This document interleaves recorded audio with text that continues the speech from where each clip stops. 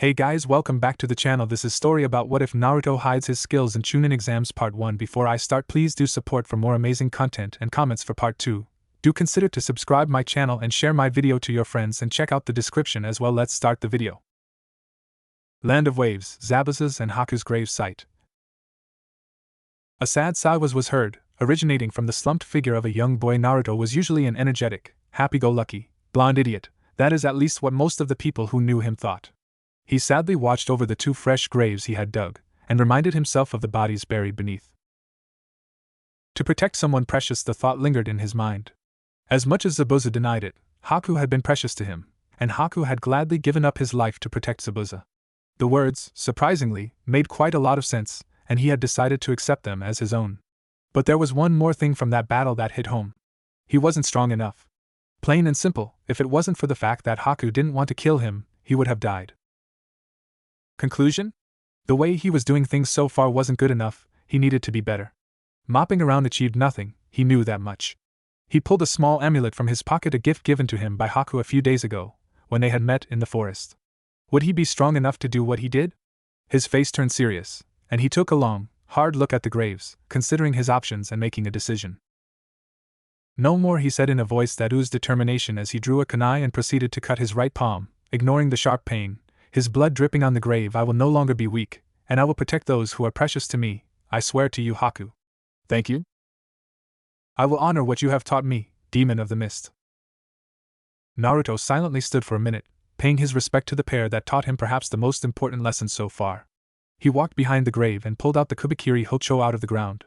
Much to his dismay, he finds the blade quite heavy, but Naruto still manages to hold it.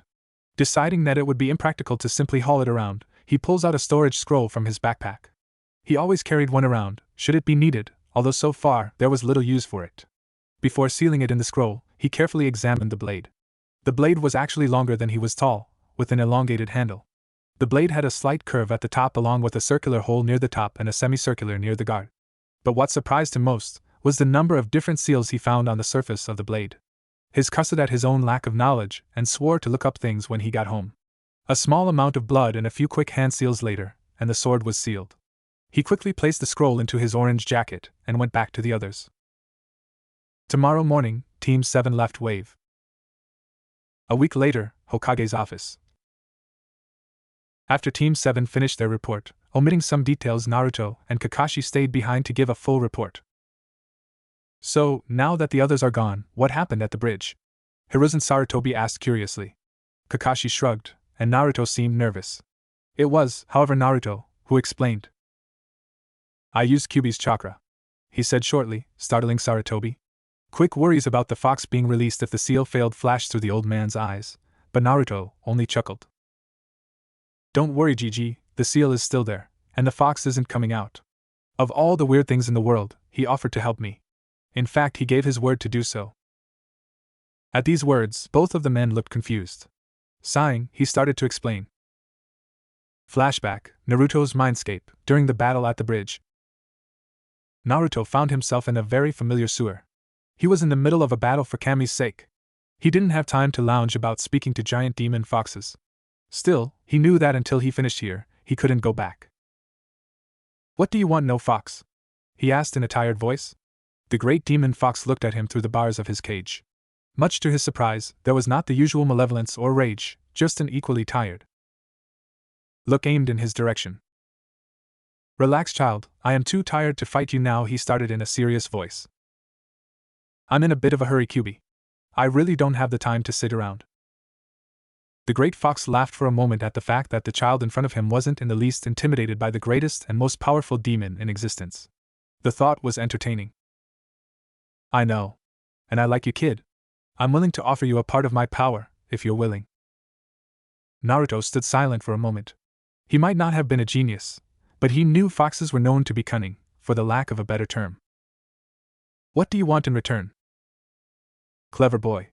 The fox near purred. I asked that you let me access your senses and that you talk to me. I might even help you with your training. Deal, Naruto said shortly. You trust a demon too much, boy, but you're a good judge of character. I give you my word that I will do all in my power to help you. Flashback end. After that, Kyubi leaked a decent amount of chakra through the seal and helped me out. I managed to defeat Haku, but he gave up his life to intercept Kakashi-sensei's Chidori. Sarutobi rubbed his temples at Naruto's story. It made sense, and all demons were bound by their word, so he'd let the matter rest for the time being. Okay, dismissed. If anything else happens, inform me at once, alright? Both nodded, and Kakashi went to leave, but Naruto stayed. What else can I do for you, Naruto? He asked in a somewhat tired voice. After all, he had spent most of the day fighting the greatest enemy of any Kage, paperwork. Naruto started, mildly uncertain. I was wondering if you could help me with something, old man. Sarutobi raised a curious eyebrow at his question, silently motioning the boy to continue. He was one of the few people in front of whom the boy didn't act like an idiot, and he knew full well that he felt uncomfortable about asking for help. I'm looking for someone to teach me how to use a sword, he stated. That shouldn't be much of a problem, so why are you asking me? The older man asked, with a small smile. Grinning, the boy pulled out his scroll and unsealed the blade. 'Cause I doubt most people would know how to wield this one. For a moment, the third Hokage's eyes widened as he recognized the blade in front of him. He quickly calmed down, and after a short thought on the subject, sadly shook his head. I am sorry, Naruto-kun, but there are no sword masters in Konoha who use Zanbatsu, although I might have a scroll or two on a style using them. He quickly explained to a widely grinning Naruto. Also, you wouldn't have something on seals? I finished that basic book you gave me before we left. You finished the basics on seals in a week? Hiruzen asked curiously. The boy was always full of surprises. Yeah, it was easy. Besides, the sword has some strange seals on it, and I can't recognize even one of them. Here, the old man mentally chuckled at his plan. He had been hoping that the boy would grow interested in seals, as they were something that ran in his family. He had prepared a special book for him on sealing for as soon as he completed the basics. Slowly getting up from his chair, he walked over to a nearby bookshelf and took out a small black book, gently flipping a few pages before handing it over to Naruto. I think you will find this book to be inspirational, to say the least, he said with a wide smile. Naruto took the book. It was a simple black leather tome, with the words Advanced Seal Theory imprinted. He flipped the first few pages, and was promptly surprised. It was quite an ordinary book on sealing, until you looked at the various notes, scribbled along the sides. Every single page had multiple notes, chart and graphs on existing seals had explanations on their functionality, as well as ideas to their use. What had him puzzled were the initials written on the first page, MN. Whoever it was, sure knew a lot about seals. He would have to read it later. Right now, he wanted to give his adoptive grandfather a thank you gift. It was the least he could do. Oh, and Gigi, I have a gift for ya, he said, the fox-like grin prominent as ever. I know how to solve your paperwork problem. At those words, Sarutobi dropped his pipe and went wide-eyed. 2 words, shadow clones, he said, and left the office with his scrolls and book, hearing a loud thump as Hiruzen Sarutobi slammed his head into his desk, cursing his own stupidity. Naruto laughed and went home. It was time to train. 3 weeks later, 7 o'clock, outskirts of Konoha. After the last mission, Team 7 was given a week off to recover and relax. Naruto decided to use his time to train outside the village. After informing Sarutobi, and placing a tracking seal on himself that only the old man could follow, he packed the necessities and went to train. But training wasn't the only reason Naruto wanted to be out of the village. Today was October 9th and tomorrow was the Kyubi festival, a celebration of Minato Namikaze's victory and subsequent martyr to defeat said fox. That day meant something far different for Naruto. For the past 5 years, whenever this date came by, Naruto would leave the village to avoid the mob that would gather and try and kill him again. He smirked as he passed the gates. He was free for now, and even better, thanks to the book the old man gave him, he managed to place multiple protective seals that only reacted to his chakra, so no one else could enter the apartment. That would hopefully keep the interior safe from those that would break in. He left the gates peacefully after he showed his documents to Kotetsu and Izumo, the ever-present Chunin pair, usually stuck doing guard duty. Decent people they are, they never gave him trouble, and he appreciated it. As he walked towards his preferred training ground, a small clearing at 2 hours running from Konoha, he thought of the past 3 weeks. They pulled another C-rank mission and a few D-ranks as well, providing him with enough money to buy a good supply of materials for seal making and sword maintenance. He hid his newfound training very carefully, although he told his sensei everything about it and asked him to keep silent. Kakashi had thankfully agreed once he heard that the Hokage was in on it, and merely added one of his usual eye smiles. Sakura was clueless about his new skills, but Sasuke, he was certain that he managed to notice that he was acting a bit differently. Still, He needed more training. He was to master this rather interesting style he planned out with Kyubi's help. After an hour's walk, he left from the road and walked towards the small clearing where he camped every year. He found that he very much enjoyed the tranquility of the forest. For one, there were no screaming people. He wondered what was it that he saw in Sakura. The woman was a pink banshee. He also considered that that might be the actual reason that Sasuke acted like the way he does to keep his fangirls, Shudder, at bay. He'd have to talk with him about it, not that he'd likely say anything, but still. The familiar clearing came into sight, and Naruto cleared his mind of all thought. It was time to begin his training once more. He put down his backpack and started unpacking. Carefully the few pieces of equipment he would need he prepared to start his week-long training regiment. A week's supply of food pills, along with a small box containing 10 chakra soldier pills. These, while expensive, were a fail-safe for the unpleasant possibility of attack or healing. He made mistakes with his jutsu at times, so he learned to be careful. Okay, time to start. He got up. Let's see if I got it done by now. Shadow clone jutsu, he cried, for the first time managing a sealless jutsu. Each and every one of his 100 clones grinned. Listen up, I want 50 of you doing tree climbing while spinning leaves on all of their fingers, 30 doing water walking while practicing the same. As for the rest, grab one of the books or scrolls and start reading. While the clones distanced themselves from the clearing to practice, Naruto sat down in his meditative position. It was time to once more start sharpening his senses. Tying his hataite over his eyes, he started focusing. First on the strongest sensation, the sound of the nearby river as it coursed its way through the rocks and ground. He counted all the rocks he could hear, slowly but surely separating each sound from the other. Next came the sound of the leaves. He tried to separate the number of different species of trees nearby. Kyubi's training was strange to say the least, but he had already seen the effects. Zabuza's silent killing technique was brutally efficient, but the style he was building would be even better. Focusing a small amount of his chakra to his ears, he felt his sense of hearing expand even further. Sharpened by training, and enhanced by chakra, he carefully let his mind process more information. The first time he tried this, he nearly lost consciousness from the input. It was a strange feeling, to say the least. He could actually separate sounds of individual leaves rustling in the wind. He could actually hear the wind howling around the trees. The sound was weak, but it was there.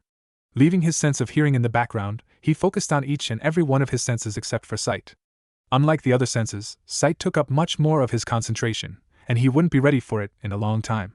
After this exercise was completed, he got up and summoned another clone, ordering him to grab a bunch of leaves, while he unsealed his sword from a seal on his arm.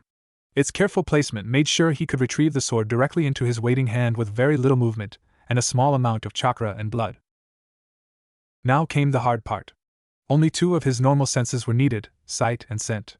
He let all other sensation leave his mind, as he slowly began reaching the outside world with his chakra. Within a limited, for now, range of 5 feet, he formed an invisible sphere that supplemented his normal chakra sensing abilities.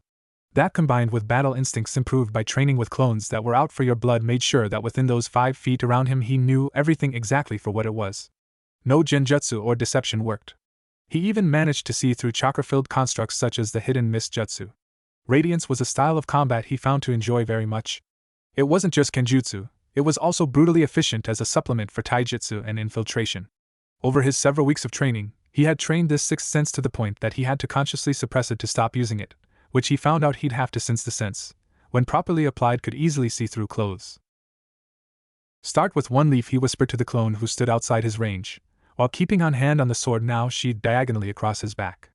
After a lot of training and a bit of chakra, he was finally able to draw the sword single-handedly, but it was still quite impossible to wield it so in combat. Focused perfectly, he heard the leaf begin to fall and discerned its location before it entered his range. As soon as the leaf touched the sphere, he drew the sword, while adding a second hand to the hilt and cutting the leaf in half. 2 leaves, he said in an emotionless voice that betrayed his concentration. Several kilometers east, sundown. This was not a good day, though one ankle Mitarashi as she limped through the forest. Incorrect information is deadly in her line of work, and her entire mission was almost a failure because of it. She gripped her jounin vest as she tried to retain a grip on her rapidly failing mind. Enko paid little attention to her near-shredded clothes or wounds. She was still a long way from Konoha, and unless she reached there she was dead. She was sent alone on an assassination mission, but that had been a trap, and she could bet her ass that someone from the damnable civilian council once more tried to get rid of her. Silently cursing her fate, she continued limping. Is this how it's gonna end? Fuck. I don't want to die yet, she cursed, doing anything she could to keep herself awake, but it wasn't helping. The last thing she saw as she fell was a barely visible figure rushing towards her as her world went black. Damn. For a while all she knew was darkness. Is this death? She idly wondered as some semblance of consciousness returned to her. She didn't feel any pain or tiredness, only a soft warmth. But the feeling was soon lost to a wave of pain. She was certainly alive. She groaned as she opened her eyes. She tried getting up, but failed miserably as she was too weak. Nearby, she spotted a boy, about 5 years younger than her. She noted the spiky blonde hair, kept up by his Hittite with a leaf symbol and pronounced whisker marks on his cheeks. Where did I see those before? His clothes were simple, black cargo pants with a lot of pockets over equally black steel-toed boot, and a red shirt. She quickly realized that she was covered with a long white-black trench coat, which most likely belonged to him. The boy was fast asleep. What drew her attention, however, were a number of tattoos on his arms, most likely covered by the trenchcoat's sleeves normally. After looking at him, she took a look at her surroundings. She was in a tent, her belongings carefully sorted and placed within reach, at least what could be salvaged. You're awake, she heard the boy say without opening his eyes. She opened her mouth to say something but was instantly interrupted. Don't try to speak yet, and don't move. Your body is too tired to work normally. Go back to sleep, you're safe here, we'll talk tomorrow. While mildly annoyed by the boy's comment, she knew he was right, and went back to sleep. What do you make of that seal on her shoulder, Q? Naruto asked curiously as he looked at his copy of said seal, referencing the array to everything he could think of. Cur seal, life category, QB answered quickly. Damn, I'm not good with those yet, but I've identified a few of the components. A part of it is similar to mine. One is a chakra conversion seal, but it has some rather unique components. Another seems similar to those torture seals I read about in the book. Do you think I should ask her about it? I doubt it's a pleasant subject for her, though. Try, but don't pressure her too much. Naruto stopped this conversation when he felt the woman before him moved. Although he didn't know her by name, she was a Konoha jounin, that much was certain from her uniform and symbol. From her equipment he could assume that she was an ANBU, and that she was very likely on an assassination mission. Having several vials of various poisons, along with precision weapons such as Saban, left little room for speculation. Unlike many of his generation, after the events on that bridge, Naruto wasn't in the least naive when it came to concepts such as good and evil. He knew all too well that in the shinobi world everything was just a shade of gray. Therefore it would be foolish to judge another because of it. He was grateful that Kyuubi had pressured him into analyzing things whenever he had the chance. He now understood that it could grant him an edge over his enemies even outside of combat. He picked up a bowl of stew he was preparing and walked over to her, as she was just waking up. Food? He asked politely, offering her the metal bowl and spoon. Thanks, she took the food and ate gladly, while Naruto joined her. They ate in silence, both parties spending their time studying the other. Naruto, of course, had to control himself and not devour food. Instead he ate rather normally, his normal manners, or lack thereof, currently absent. For some reason, Naruto felt a need to behave. So Naruto tried to start as they both finished their meal. She seemed nervous. Thanks for saving my hide, she said, with her head down. Anko Mitarashi hated to be weak and to need rescue, but she was saved regardless. The least she could do was to try and be nice. No need to thank me, he said with a small smile. After all, we're both Leaf Ninja, right? He added, sheepishly grinning while he put both his hands behind his head. At that time he didn't know why, but she looked at him strangely. I'm Naruto Uzumaki, he said as he offered her a hand. Anko Mitarashi, she answered, accepting his handshake. This small gesture seemed to break the tension between them. It seemed that at this moment, rank and position didn't mean anything as the pair sat with food and tea and chatted for several hours. A casual observer would notice a large number of clones training in the background. Naruto found that he enjoyed talking to Anko. She was somewhat rough around the edges, and could be downright scary if she wanted to, but he was sure that she was a good person. Now, there was just one thing more he wanted to ask her about. He knew it wasn't right, but his damnable curiosity for seals was getting to him. Anko-san, I was wondering about something, he said, his face turning serious. What the hell, he'd ask, and if it was as bad as he thought, he'd tell her about his own seal. Oh? She said in a teasing tone, but noticing his face, realized something. So you've seen it. Hi, I don't want to pressure you, but I was wondering if you could answer a few questions about that cursed seal. She looked at him, a hard expression on her face as she studied his intentions. She wasn't certain what to expect, but what she found surprised her. It was innocent curiosity, the kind little children have when they start asking parents questions about something new they saw and didn't understand. She sighed and shook her head, wondering why she was even considering doing this. Shoot, she said shortly. But much to her surprise, Naruto took out a scroll and a pen, preparing to write down what she said. First, who made the seal? He asked, immediately cursing himself when he saw her wince. Orochimaru, she answered venomously.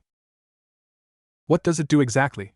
I felt corrupted chakra, and several other arrays, but I can't identify most of them. It allows a person to forcibly draw chakra, and then corrupts it, making it stronger but damaging the body and mind in the process. It also allows Orochimaru to burn that chakra and directly damage the bearer. She explained, and Naruto scribbled furiously. He decided that he certainly didn't like Orochimaru. Well, I can tell you two things. Orochimaru is a genius and I hate his guts.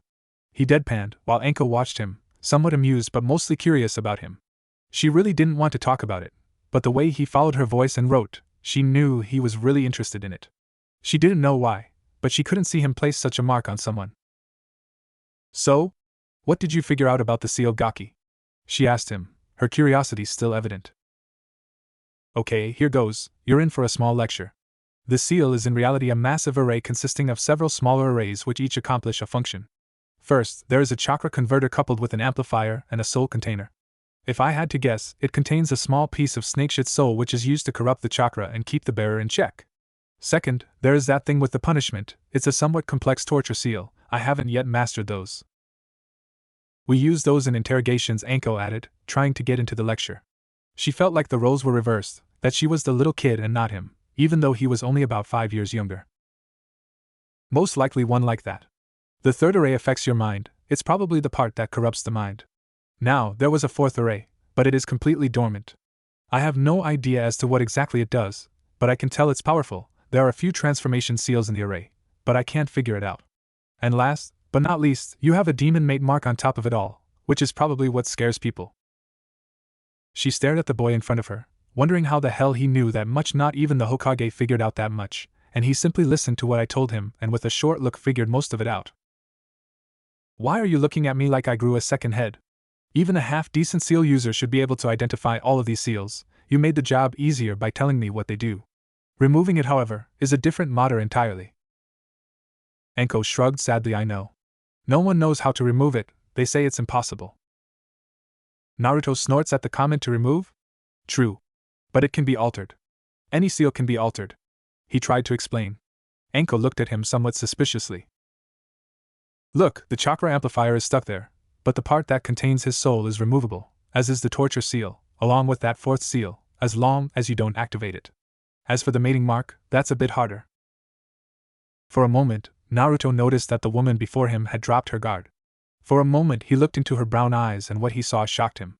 Betrayal, pain, loneliness, sadness. It was like looking at a mirror. But the moment passed, and those eyes were gone. He smiled sadly. Want to know a secret? He asked, still smiling sadly.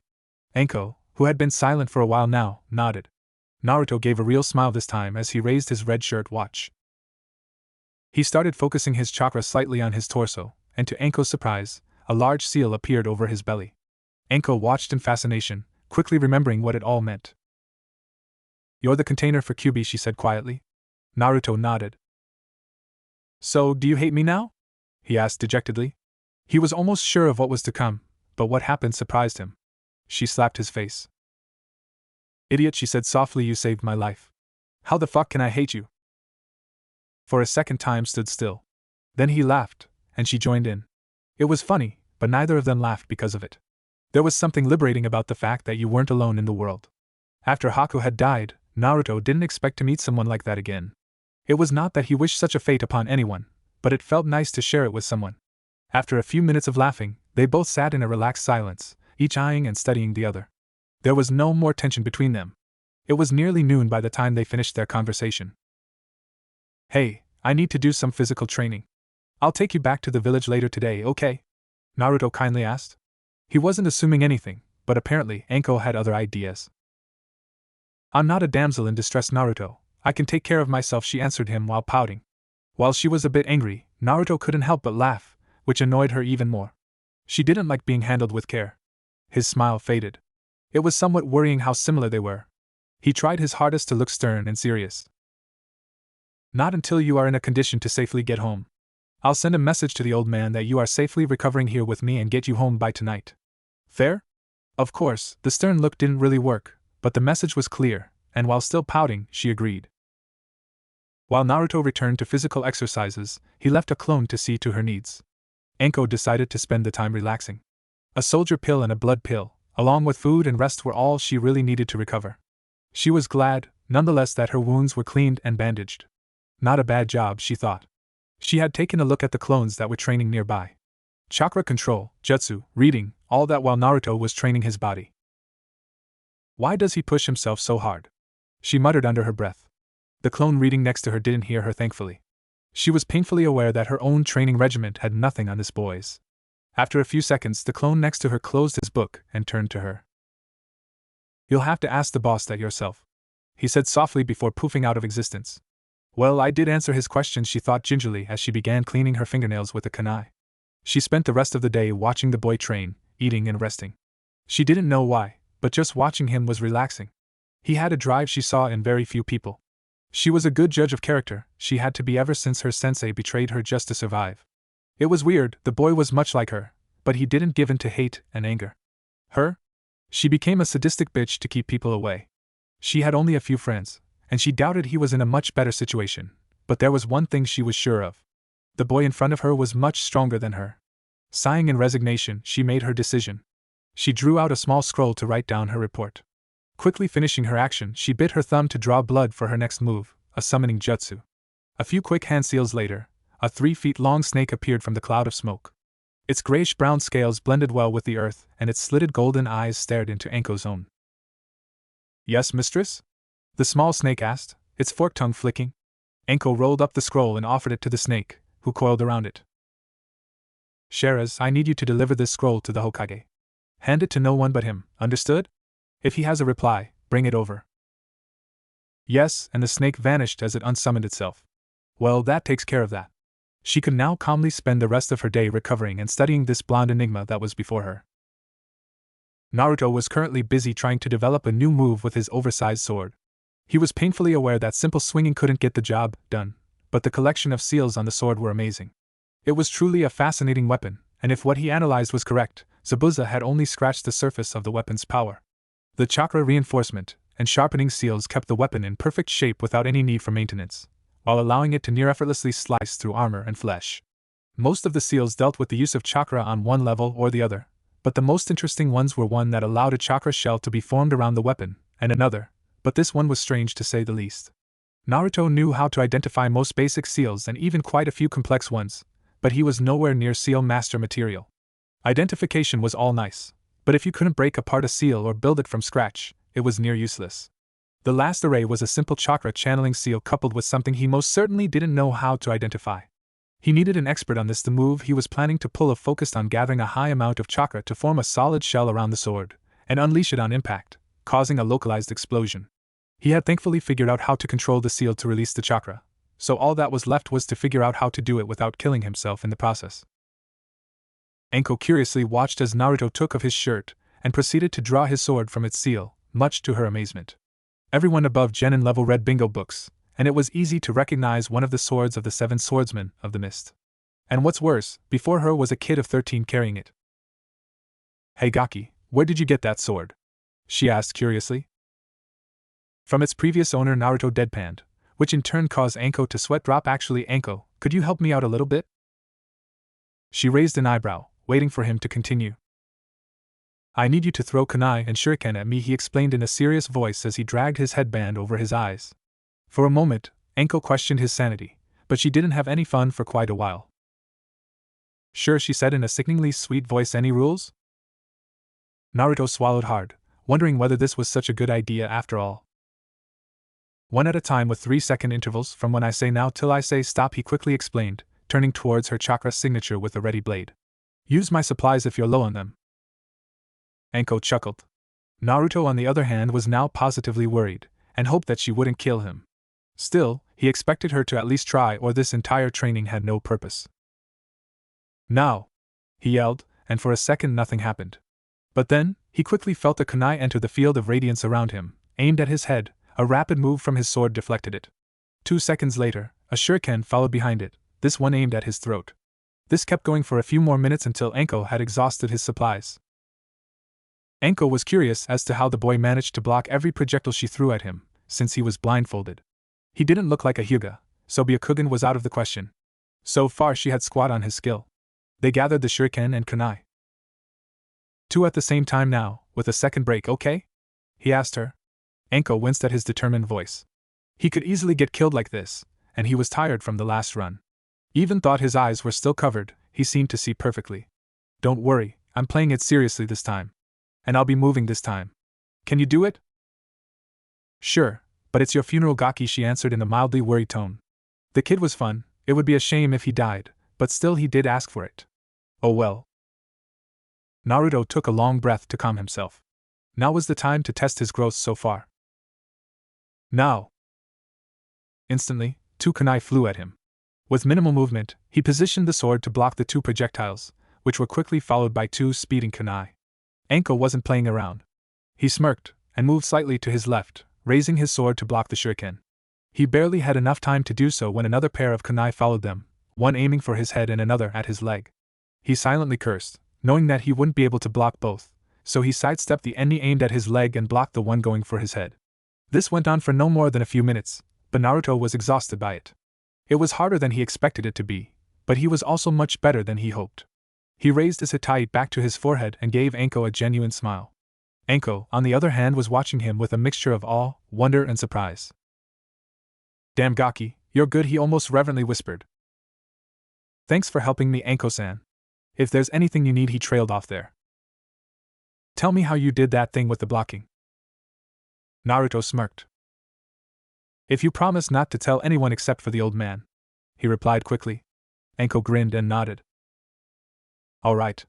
Now listen carefully, he quietly said, and Enko nodded conspiratorially. I use my chakra to project a thin field around me. It works as a sixth sense when combined with my well-trained chakra tracing skills and enhanced hearing. Enko's eyes widened from hearing it. It was remarkably simple, but freaking brilliant. Now, don't go around spreading that. It's only a part of the skill itself, and I need an edge over my enemies. That thing won't go down in my record. And it's incomplete anyway, he added the last part sadly. Incomplete? She asked him, once more surprised. Yeah, I can't use my eyes. He explained sadly, my mind is trained enough yet.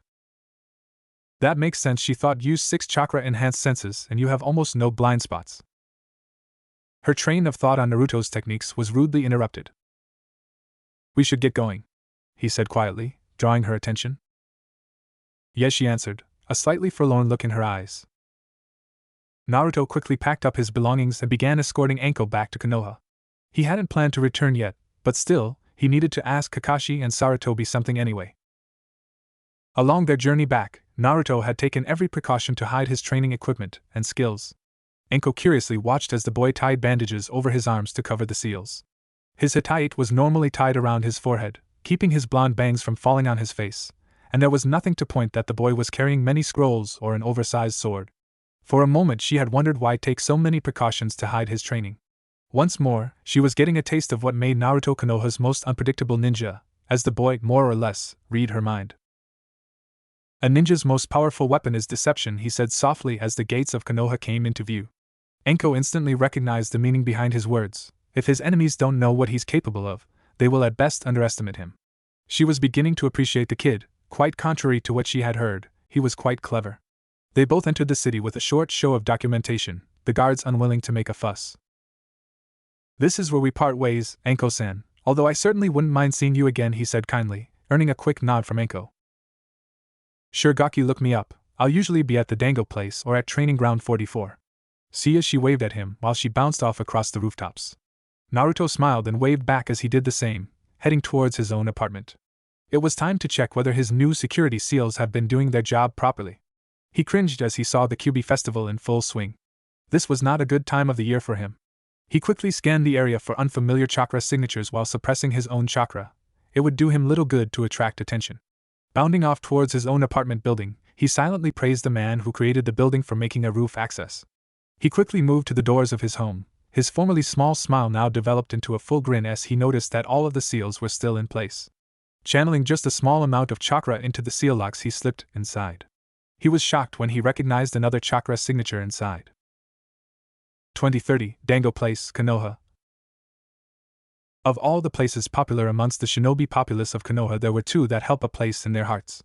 First was the nameless shinobi bar, carefully concealed within the city's depths, where one could only find seasoned veterans from the Third Great Shinobi War, along with veteran jounin and ANBU operatives.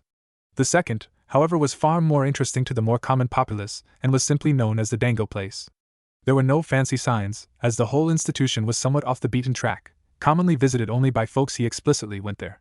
The point of interest there was the unofficial so-called ninja lounge, in reality a collection of booths to the back of the bar/fast food stand, where one could usually find chunin and jounin ninjas sitting and drinking together almost every night, and unlike the dark atmosphere of the previous place, here spirits were usually much higher. Unfortunately, the only person currently sitting here was one Yuhi Kurenai, the somewhat infamous Genjutsu mistress, or better known, Ice Queen of Konoha. Now one might go and wonder why this young woman was sitting here annoyed and drinking, but such a thing would be obvious to any who knew whom she currently cursed, while drowning her sorrows in sake. Thankfully, her problems were quickly forgotten as she was joined by her old friend. 2 portions of fruit dango. Enko ordered her food, before turning to Kurenai with her usual smirk. She had just finished her report to the Hokage, who surprisingly, or not when she thought more about it, had asked her about Naruto's progress after she had finished her report. "So, what are you up to, Nai-chan? Still sulking over that bonehead Asuma?" she teased playfully. Her words never held any malice when directed at her friends, although any outsider would be hard-pressed to realize that. Kurenai sadly nodded. Her relationship with Asuma Sarutobi was complicated at best. The man could be the sweetest guy in the world at times and a complete idiot at others. In a word, he lacked subtlety. Enko smiled as she put her arm around Kurenai's shoulder, trying to convince her that everything will be okay, and was glad to see that it worked. "You didn't tell me, Enko-chan, how did your mission go?" Kurenai asked with genuine curiosity, only to be mildly surprised at the number of emotions that flashed through Enko's usually guarded face. "Shit hit the fan, but the way back was fun," she shortly explained. Kurenai raised an eyebrow at her friend's comment, curious as to what she meant. Enko began explaining the events of the past few days. Naruto's apartment, same time. "Hello, Naruto-kun." Naruto watched in amazement at the collection of people gathered in his apartment. He recognized everyone, either by scent or by face. The Hokage, Kakashi-sensei, Iruka-sensei, and even the pair of ANBU who, he remembered, saved his life from the mobs quite a few times, Yugao and Tenzo, better known by their code names as Cat and Tiger. Naruto stood silently as everyone shouted happy birthday, and he could feel tears coming down his face. He wouldn't stop them. He ran forward and hugged the old man, who returned the hug and knowingly patted his back. Everyone present smiled at the interaction between the two. It was his 14th birthday, and for once, it would be a good one. As he released the hug, Naruto remembered something useful. One of the first things he did was to place several hidden storage seals around the house. One such was to store a few objects he got from his missions. One was saved for such an occasion. A small amount of chakra unsealed 4 bottles of high-quality sake along with 6 saucers. "I've been keeping this for a special occasion," he said with a wide smile. "Kumo's finest sake," he added, causing a wide cheer. "Aren't you a bit too young to drink, Naruto?" Iruka asked, somewhat worried for his little brother, as it were. Naruto scowled for a moment, then simply shrugged. "Me old enough to kill, old enough to drink," he quickly explained, causing a chuckle from everyone present as he passed the saucers and poured the finely chilled sake. The whole group gladly accepted, and as always in such occasions, people began to talk. This chatting lasted for the better part of an hour, as stories from old missions were retold, new ideas shared, and a liberal amount sake was drunk. Most were somewhat surprised to notice that Naruto, who should by all accounts be a lightweight, didn't even get tipsy, but quickly wrote it of to damnable demon foxes, to which Naruto, and by proxy Kyubi, chuckled. While Naruto would have liked for all of them to stay a while longer, each and every one of them had duties to attend to, so after an hour, it was time to part ways, but not until Naruto received his presents. Iruka, kind and practical as ever, had bought him a new calligraphy set for his seal works, with high-quality chakra ink. Kakashi's gift was a scroll containing a single jutsu of every element, along with a chakra paper to figure out his affinities. Yugao had bought him a set of chakra weights, for which he was very thankful, since he needed new weights badly. Tenzo, aware of his forays into herbalism and medicine, had gathered seeds of several rarer medical plants along with a scroll on medical ninjutsu. And finally, Sarutobi had bought him a new coat. Naruto quickly unwrapped the clothing and put it on instead of his usual coat. The long red coat easily reached his ankles, decorated only by black flames along the bottom rim, with somewhat oversized, flowing sleeves which didn't inhibit his movements in the least. What he also noticed and that made him chuckle were several reinforcement and mending seals along the inner back, making sure that it would easily be maintained, along with storage seals on the insides of the sleeves. He liked it. He liked it very much. And to be honest, it looked good on him. After he had said goodbye to the people he knew he could call friends, he took off his coat and carefully laid it on his bed. He quickly summoned 2 clones while he took the chakra paper, ordering the 2 to start reading the scrolls while he found out just what he was capable of. Carefully reading the instructions that went along with the paper, he channeled a good amount of chakra and watched as the paper split itself into 4 pieces. Each and every one of them was blank except at the corners. One was slightly soaked, the second mildly crumpled, the third had a crumbled corner, while the last had its corner burnt. Naruto watched curiously at the paper in his hand. Now what the heck does this mean? He asked himself, causing a shrug from his clones. Damn, I'll have to ask the old man about this, he quietly muttered as he disposed of the papers. He picked up the small box of seeds that Tenzo had given him, and quickly opened it. Inside were 4 different species of medical herbs: dragon's tongue, a rare plant endemic to Konoha's forests. Its leaves are usually used as a potent antitoxin when chewed or made into a tea. Roseberry shrub, a strong source of vitamins and minerals, somewhat common, but very usable. The coca plant, which usually grows into a tree, a powerful mental and physical stimulant, but rather hard to raise in this climate. And finally a single seed of the fire flower, a rare herb which releases a highly flammable sap, while its flower's scent is used to combat mosquitoes and other such pests. A small scroll was packed along, explaining what condition each of the plants needed. Naruto's mind went into overdrive as he considered the near impossible growing conditions for each of the plants, and how to provide them. Of course, the answer once more came from the arts of sealing. A simple barrier seal could be used to maintain certain conditions within a limited area, such as 1 or more pots. His musings on botany and seal work were rudely interrupted by a sudden influx of information, a signal that his clones had finished reading the 2 scrolls given to them. The medical scroll mostly contained exercises meant to draw out and form the green medical chakra used to heal wounds, and a few select jutsu that in conjunction with his massive chakra reserves would serve him well. The other scroll, however, had 5 jutsu on it: wind release, great breakthrough, and offensive jutsu where the user blasts forth a strong wind blowing back all in its path, water release, water encampment wall, a defensive jutsu that creates a wall of water meant to block mostly fire, jutsu and projectile attacks, lightning release, shocking paralysis, a support jutsu that temporarily paralyzes a touched opponent, and fire release, phoenix fire, an offensive jutsu used to fire multiple fire projectiles that are mostly used as a distraction. And finally earth release, underground projection fish jutsu, an offensive/defensive jutsu that allows the user to sink into the earth and move underground. Naruto grinned widely at the possibilities and decided to do his best to learn and master all 5 jutsu. Affinities be damned. Rubbing his hands while thinking over the possibilities, he approached his last gift, a lacquered cherrywood box that contained his new calligraphy set.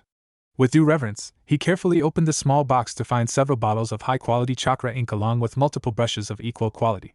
He quickly realized that all of these gifts must have cost quite a bit, and biting his lip he promised that he'd make something for them in return. Drawing out a scroll from the desk on which he normally worked with his seals and herbs, he sat down on his couch and began writing notes on what he would create.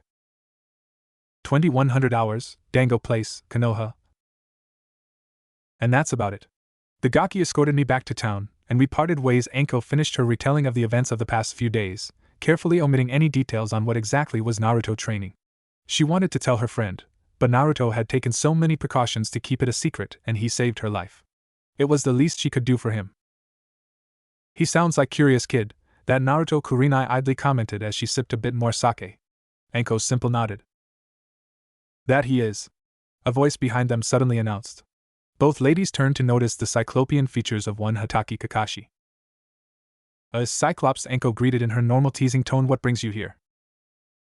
Drinks and dango, he deadpanned, and people gossiping on my students, he added with an eye smile, causing both to chuckle as he sat down and ordered his food. How's your team, Kurenai-san?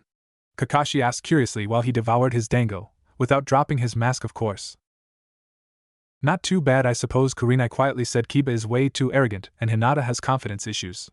Shino is the one that needs the least work. She quickly explained, like all Jounin senseis saying the least possible about their students' skills. What about you, Kakashi? Kakashi somewhat nervously scratched the back of his head. Well, I've nearly broken Sakura out of her fangirl personality. Sasuke is being his usually brooding self, but that's changing, and Naruto, he trailed off. What about Naruto? Both Anko and Kurenai asked, their curiosity evident. He's near impossible to read, he explained shortly. Kurenai gave him an irritated glance, but Anko simply nodded down to a T as usual. Cyclops, she muttered. Why thank you, Anko-san, Kakashi chuckled. Suddenly Kakashi froze in place. For the moment Anko and Kurenai simply stared at him, but as they turned a familiar figure entered the bar. Tall, lean and dressed in green spandex, the imposing figure of Mato Guy, Konoha's green beast caused fear among his comrades for reasons not entirely connected to his taijutsu skills. In an instant, the three jounin vanished from the bar, leaving only a small amount of money to pay for their bill. Guy stood silently, his brows furrowed in concentration. I was certain I had seen my youthful rival here, he muttered as he started running the second part of his 1,000 laps around the village. A week later, 6 o'clock, Hokage's office. Hiruzen Sarutobi sighed idly as he watched his adoptive grandson read on his couch. During the past month, he had improved by leaps and bounds. Next to him was the young Uchiha. Sasuke had cheered up a bit recently, but his disposition certainly wasn't helped by the always fawning Sakura. Strangely enough, the girl had also shown some improvement recently. The only one missing was their sensei, Kakashi Hatake. Thankfully, he still had 5 more minutes to show up. Naruto, Sakura, and Sasuke all stared in shock at the timely appearance of their sensei. No way, Sasuke muttered. On time? Sakura wondered. Naruto turned his gaze towards the old Hokage and smirked, noticing the smirk on the old man's face. You told him to come an hour earlier, he gleefully said, causing Kakashi to sweat drop and the old Hokage to start laughing. As soon as the situation calmed down, all 4 of them gathered in front of the desk. Team 7, I have a C-ranked mission for you. The old Hokage began explaining. A number of bandits have recently attacked several seaside villages along the southern edge of the country. Intelligence places no ninja at the site, so there shouldn't be much problem, but be advised that there were kidnappings. Sarutobi paused for a moment, letting the information sink in. Your orders are to travel to Kazashi village directly south from here, help the defenses, intercept the next attack, and after it, follow the retreating forces to their main camp and eliminate them. There was an air of finality to the old man's words as a deafening silence spread across the room. For the first time they were expected to kill. None of them liked the idea, but it was the harsh reality of their life. They accepted the mission, and under orders to pack for a month-long mission, they were to gather at the south gate, 7 o'clock sharp. Sakura was shocked to see that her sensei was not only on time, but actually early. Next to him, however, was someone that caught her attention. At first she wondered if it was the same person she knew, but even she had seen him change recently. If nothing, his choice of clothes had improved. A rather good-looking red and black coat, over a simple light brown shirt and dark brown trousers, a kunai holder attached to his right leg, while a scroll holder was attached to his right, along with a quality leather bag attached to his belt on his right side. But that wasn't what shocked Sakura. No, what shocked her was the look on the boy's face. Grim, determined, and completely focused. His normally pale skin had tanned over the past months, and the malnourished look was now gone. He's still not as good-looking as Sasuke-kun, she reminded herself. Hey Naruto, Kakashi-sensei, she said, waving at the two. Kakashi lazily waved back and returned to reading his smut. Sakura Naruto quietly greeted in an emotionless tone and returned his attention to writing his own notes. Sakura was positively shocked. There was Naruto, the hyperactive blonde idiot, who had the biggest crush on her, greeting her without any emotion or interest. She was angry, annoyed, and sad? But she decided against saying anything. Something about that troublesome blonde boy worried her. A few minutes later, Naruto's concentration was broken by a loud squeal of Sasuke Kyuin. Cursing the gods of creation for giving the girl such strong lungs, he quickly pocketed his notebook. Dobe Sasuke sent his normal greeting. Team Naruto replied. Kakashi, on the other hand, was entertained by the exchange. Unlike their usual conversations, this lacked any malice, and he could have sworn that there was even some warmth to their usual insults. After Naruto bared his past before Inari and Wave, Sasuke had started changing for the better, accepting that he wasn't the only one with a shitty life so far. He watched curiously as Naruto started digging through his bag. He drew out a small scroll and threw it to Sasuke. Catch team, that's the stuff I promised, he quickly explained with a mischievous smile, which Sasuke, to Sakura and Kakashi's shock, returned. What? They both deadpanned at the shocked Genin and Jounin. Kakashi sheepishly scratched his head and gave the order to go. As the foreman cell made its way towards Kazashi village to the far south, an uncomfortable silence pervaded between them. Naruto had set his mind to autopilot as his senses expanded around him. He focused on his notes, regarding the curse seal on Anko. He was still royally pissed at the infernal construction as he couldn't figure out how to break the torture seal without breaking the chakra amplifier, and killing Anko in the process. As much as he hated to admit it, Orochimaru was a genius. Freaking snake bastard, he muttered, while his 3 companions gave him strange looks, wondering what the hell he was thinking about. The journey southward was uneventful, and the cold sea air was felt within hours as they passed the wooded lowlands that led to coast. Naruto watched and enjoyed the landscape that stretched before him. The sparse woods made sure that he didn't have too many landing options to his normal tree running, but he could still enjoy the vibrant colors of the land around him. The clear blue and white of the skies above him, the cold bluish tone of the mountain rocks in the distance, the green, red and yellow of the forest around him, and finally the deep blue of the distant ocean. His features relaxed at the sights that were before him. He rarely had the time to enjoy such pleasures. He hardly noticed that the others were chatting and giving him somewhat concerned looks. Well, his behavior was strange, he had to admit that much. He felt better than he did in years now that he had taken his life seriously, and it showed. Now that his mask was off, his features seemed more like a veteran ninja than a fresh genin. His musings were interrupted by the magnificent sight of the open sea basked in the sun's late-day golden light. Naruto made a genuine smile as he observed the light dance on the sea's surface, and his companions, following where his eyes went, soon joined him. "It's so beautiful," Sakura whispered. Naruto simply shook his head. "She only now realizes," he idly thought. In the distance, he could see the village they were supposed to protect. "Sensei!" Naruto yelled, pointing at the village. "Hi," Kakashi quickly replied as the team ran along the coastline. "Prepare henges. We shouldn't attract attention until we reach our client." Kakashi quickly added, quickly noting that Naruto wasn't using hand seals to perform the henge. The four quickly transformed into nondescript travelers as they slowed down to continue their journey on foot. Kazashi Village was actually a rather interesting place. While not overly large, it had several key features, which was probably why the bandits attacked. First, the village was walled off, surrounding a small cove that was used as a natural harbor and storm shelter. Second, it was the residence of a number of fishermen and pearl divers, which ensured a stable income to the populace. And third, a number of trade routes with the nearby tea country went straight through there. The team showed their forged travel documents to the gate guards, and easily passed without attracting any attention. Sasuke and Sakura were still wondering how was the blonde enigma that was traveling with them able to stay completely silent. Naruto was taking his time studying the town. The walls, while well designed, still had their weaknesses. The city had 3 gates, each facing north, east and west, while to the south was the open sea. The large number of merchants, a few taverns, an inn and a few shops made sure that there was a lot of traffic in and out of town. A quick check showed him that his sensei was doing the same thing as him. After taking a look at the general architecture, Naruto moved his sights to the people around him. He was surprised to notice that there weren't as many civilians in the streets as there were guards patrolling. The tension and fear were obvious. "Q? You awake?"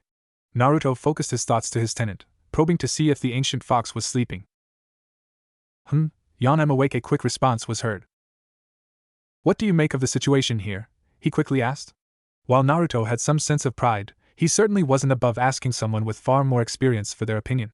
Besides, he already drew all the conclusions he could. Nothing much over what you already figure out," Q commented, "but have you noticed that some of the houses are empty?" "Empty? What the hell?" Naruto internally argued.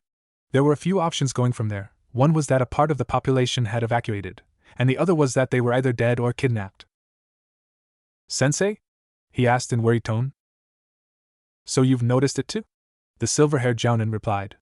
Naruto quickly nodded. "Why do I get the feeling that we get all the sea-turned missions?" Naruto mumbled in a voice laden with sarcasm. Kakashi and Sasuke chuckled, while Sakura was simply annoyed. "Your bad luck, Dobe," Sasuke smugly joked, at which Naruto only broke a grin. The other members of the ream watched with interest the new relations between the two team members, before Kakashi interrupted the playful banter. "We split up here. Sakura, go to the inn and get us 2 rooms, one by the other." "Hi, Sensei," Sakura quickly replied. "Naruto, henge and check the docks and gates for any suspicious characters. It's just recon, don't attack anyone. I get the feeling we won't be sleeping much tonight. And Sasuke, you go and talk to the commander of the guard, find out whatever you can from the man." "Hi," both boys quickly replied. "We meet at the inn in 3 hours. Now go." And with that the group scattered. 1 o'clock, a room at the local inn. Kakashi, for once, wasn't busy reading his favorite pastime book, better known as Ika Ika Paradise. Right now, he was evaluating the skills his team had shown during the mission so far. He was pleasantly surprised at the lack of usual conflict between the 3, and the level of efficiency at which they handled their assigned tasks. He was reasonably pissed off, but it could be worse. The mayor knew very little about the attackers except that they usually attacked and kidnapped people during the night. Thankfully, the commander of the guard was more forthcoming as he provided useful information on the general numbers and state of equipment of the bandits. But what seriously worried him was the report given by Sakura and Naruto. Sakura had overheard conversations from the room next door about the attacks, and from what she heard there could be people inside working with the bandits, and that was why they could work so easily. Naruto located several shady characters in the docks and near the east gate, so he left hinged shadow clones to guard the areas, along with 2 more, one at each gate. But the key detail was the fact that he had seen some of them enter the basements of several buildings. He wrote a quick report and sent it to the Hokage via one of his dogs.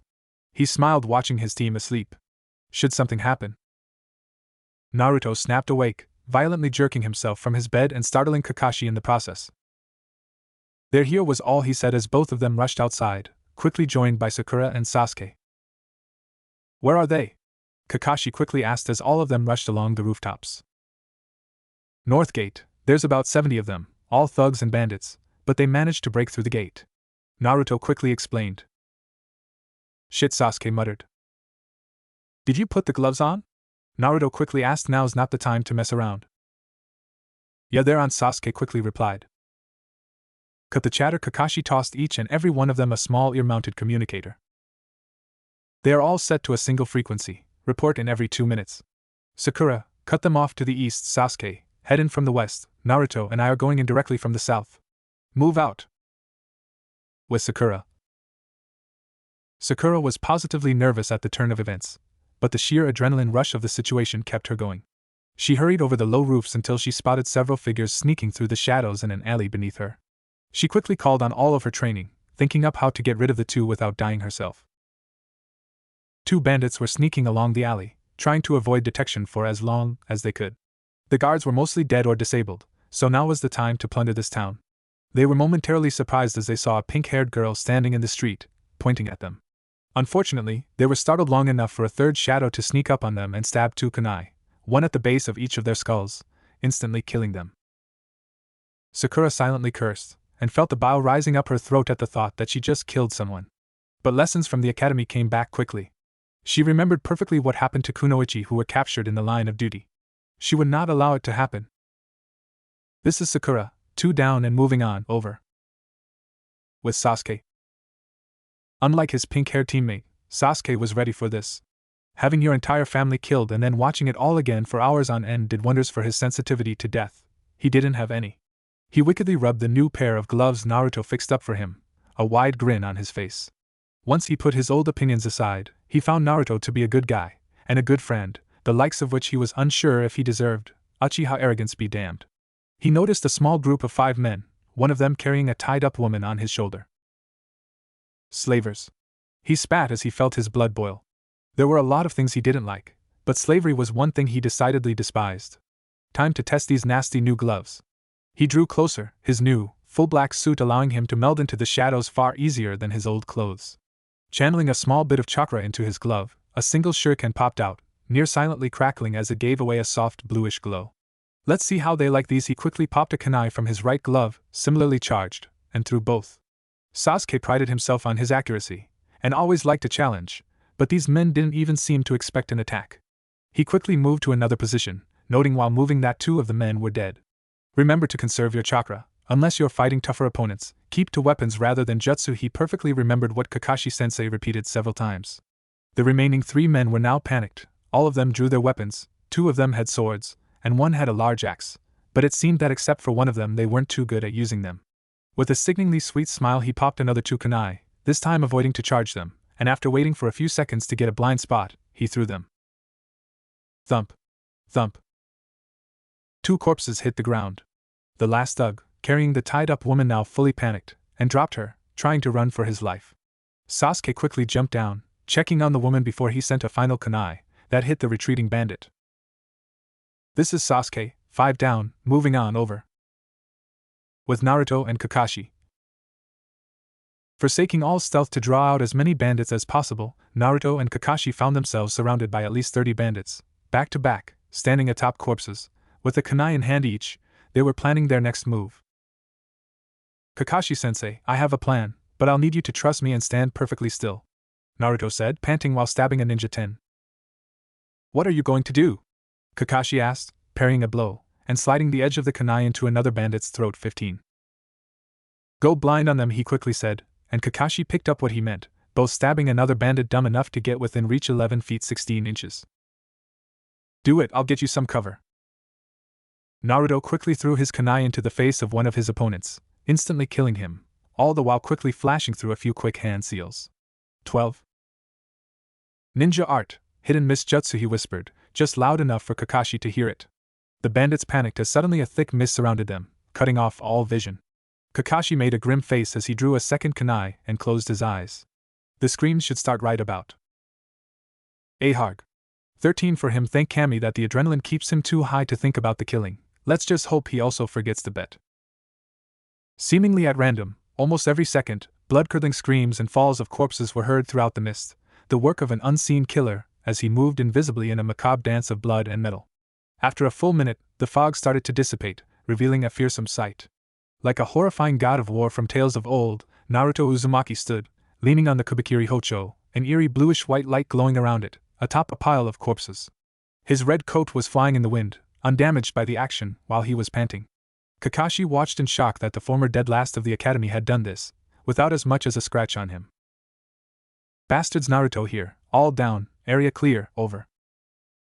Naruto quickly shed the chakra shell, leaving a perfectly clean sword, and sat down to rest, raising his hitate from his eyes. He loudly sighed at his approaching sensei. There's 5 of them alive, but paralyzed. I made sure to leave a few for interrogation, he quietly explained. He was feeling ill from the slaughter that he knew he had committed. 60 people dead by his hand. Kakashi-sensei? He stuttered. I just butchered 60 people. I'm a monster, he nearly cried. The adrenaline in his body was gone. It was one thing to fight back against an enemy, but this was slaughter. He shivered as Kakashi sat down next to him, putting a hand over his shoulder. This is a dilemma that all shinobi face, he started in the kindest, most comforting tone he could gather. We ask ourselves whether the killing we do was right. Should we have taken a life? Know this, there is very little black or white in our world. You are not a monster. You killed bandits who were preying on the local populace. You didn't just kill, you protected. You didn't kill indiscriminately for pleasure. You drew no pleasure from the fact that you killed. Does it ever get any easier? Naruto asked in a somewhat calmer, but still rather shaky voice. Yes and no. You learn to steel yourself. You are worried about what you felt when you killed these men. Don't, you're human. For the day you stop feeling anything for the people you kill, you will stop being human and become a true monster. Naruto visibly calmed at his words, considering this piece of wisdom, and accepting it as the truth. Kakashi smiled at his student. He was growing well. Apart from the first man, all others were clean kills, with minimal pain. They quickly located the few living bandits that were paralyzed by Naruto's liberal application of lightning jutsu. So, you figured out one of the jutsu I gave you in a week? Kakashi asked, his voice a mixture of pride and curiosity. Naruto smirked. I learned all 5 and mastered all of them except for the fire one. Mastered? Kakashi asked, now surprised. I can even do the shocking paralysis without any hand seals or words. So that's how you knocked them out. Sighing tiredly, they both ate a food pill while waiting for Sasuke and Sakura to join them. The sun's morning rays unveiled the somber scene seen outside the northern gate of Kazashi village. The corpses of over 100 bandits that attacked last night were piled up and burned, the populace thanking Kami for the wind coming from the sea, carrying the stench away.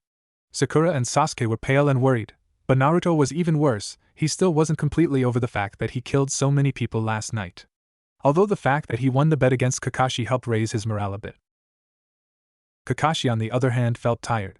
He decided to sacrifice his time of sleep to let his team recover, while he interrogated the few prisoners they gathered about the location and numbers of the bandit base. Hearing that there were over 300 bandits left, Kakashi immediately sent for backup, and thankfully they would be arriving within a couple of hours. It would be Kurenai's team, as they are the best trackers of all the rookie teams in Konoha. Kakashi tiredly watched his team as they sat down in a local tavern to get some breakfast. They were all exhausted. Even the normally energetic Naruto was tired. Besides, the fact that all of them made their first kill, no kills last night, didn't really help their mood, but they took it better than expected. He smiled.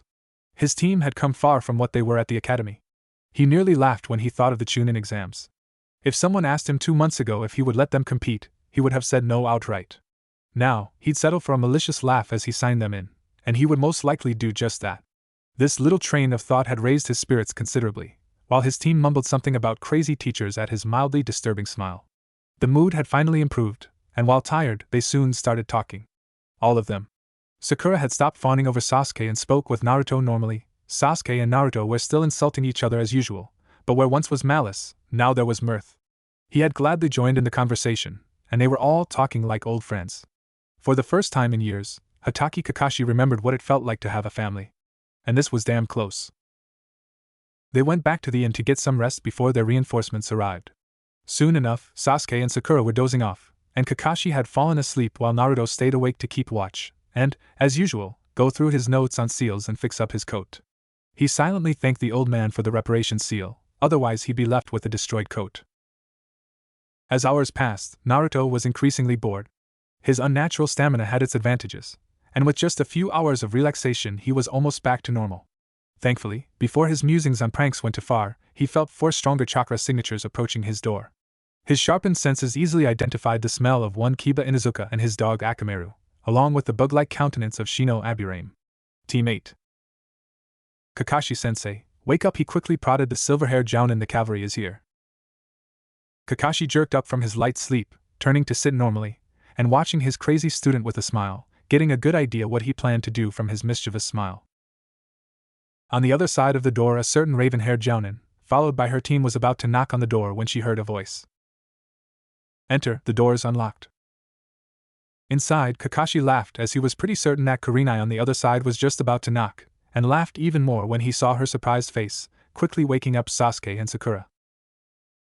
Hello Kurenai-san, Kiba, Hinata, Shino. Naruto jokingly saluted, trying hard to control his laughter as he didn't lift his head from the notebook he was reading.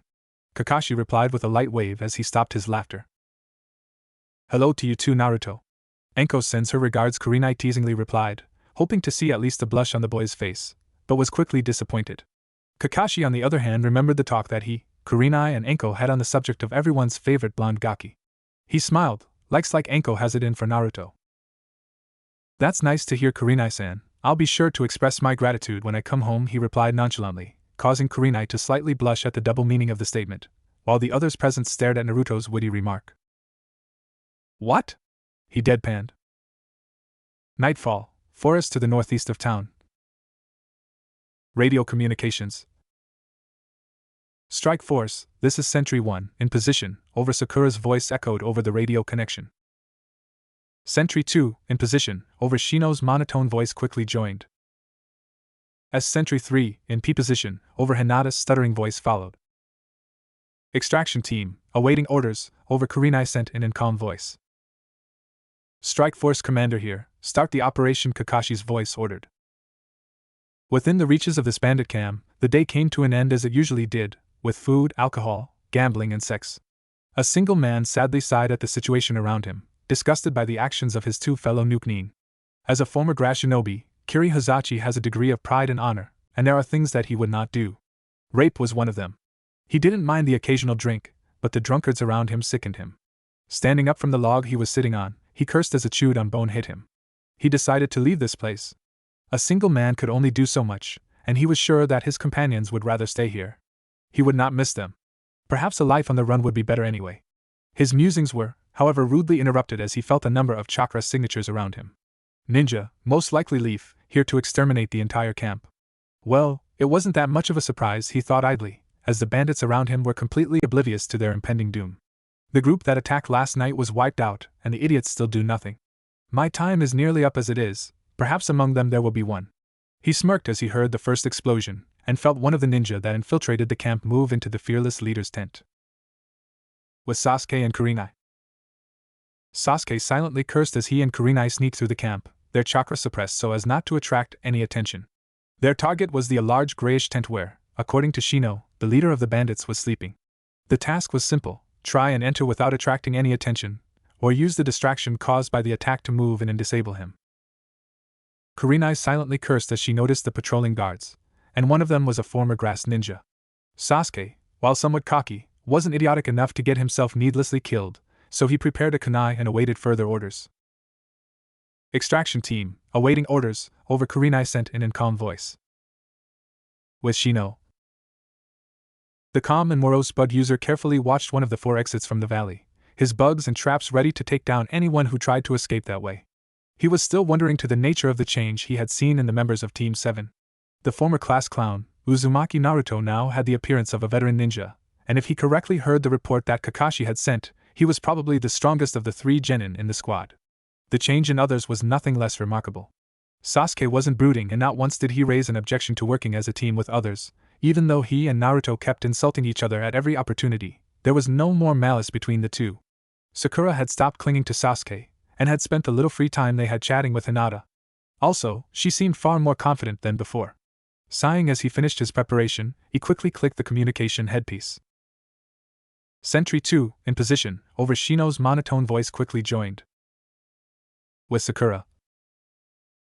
Unlike the other sentries, Sakura asked Naruto to borrow a few explosive tags and along with some of her ninja wire had set up a fine collection of traps through her exit. A pair of kunai resting in her hands and a number of shuriken prepared for throwing meant that all she now had to do was wait. Strike Force, this is Sentry 1, in position, over Sakura's voice echoed over the radio connection. With Hinata. While lacking confidence, today, Hinata Hyuga was on a crusade to prove herself to her longtime crush, Naruto Uzumaki. Unfortunately for her, the blonde was still a bit dense when it came to social interaction, and was all but blind to her affections. Sighing sadly, she took her position near one of the exits, using Heibyukugen to keep watch. No one would be passing by her. As Sentry 3, in P position, over Hinata's stuttering voice followed. With Naruto, Kiba and Kakashi. The 3 ninja awaited in their concealed position near the last remaining entrance to the small valley, and therefore camp for the signals of the others. Strike Force Commander here, start the operation, Kakashi's voice ordered, and as one the 3 ninja charged forth into the base, drawing as much attention as humanly possible.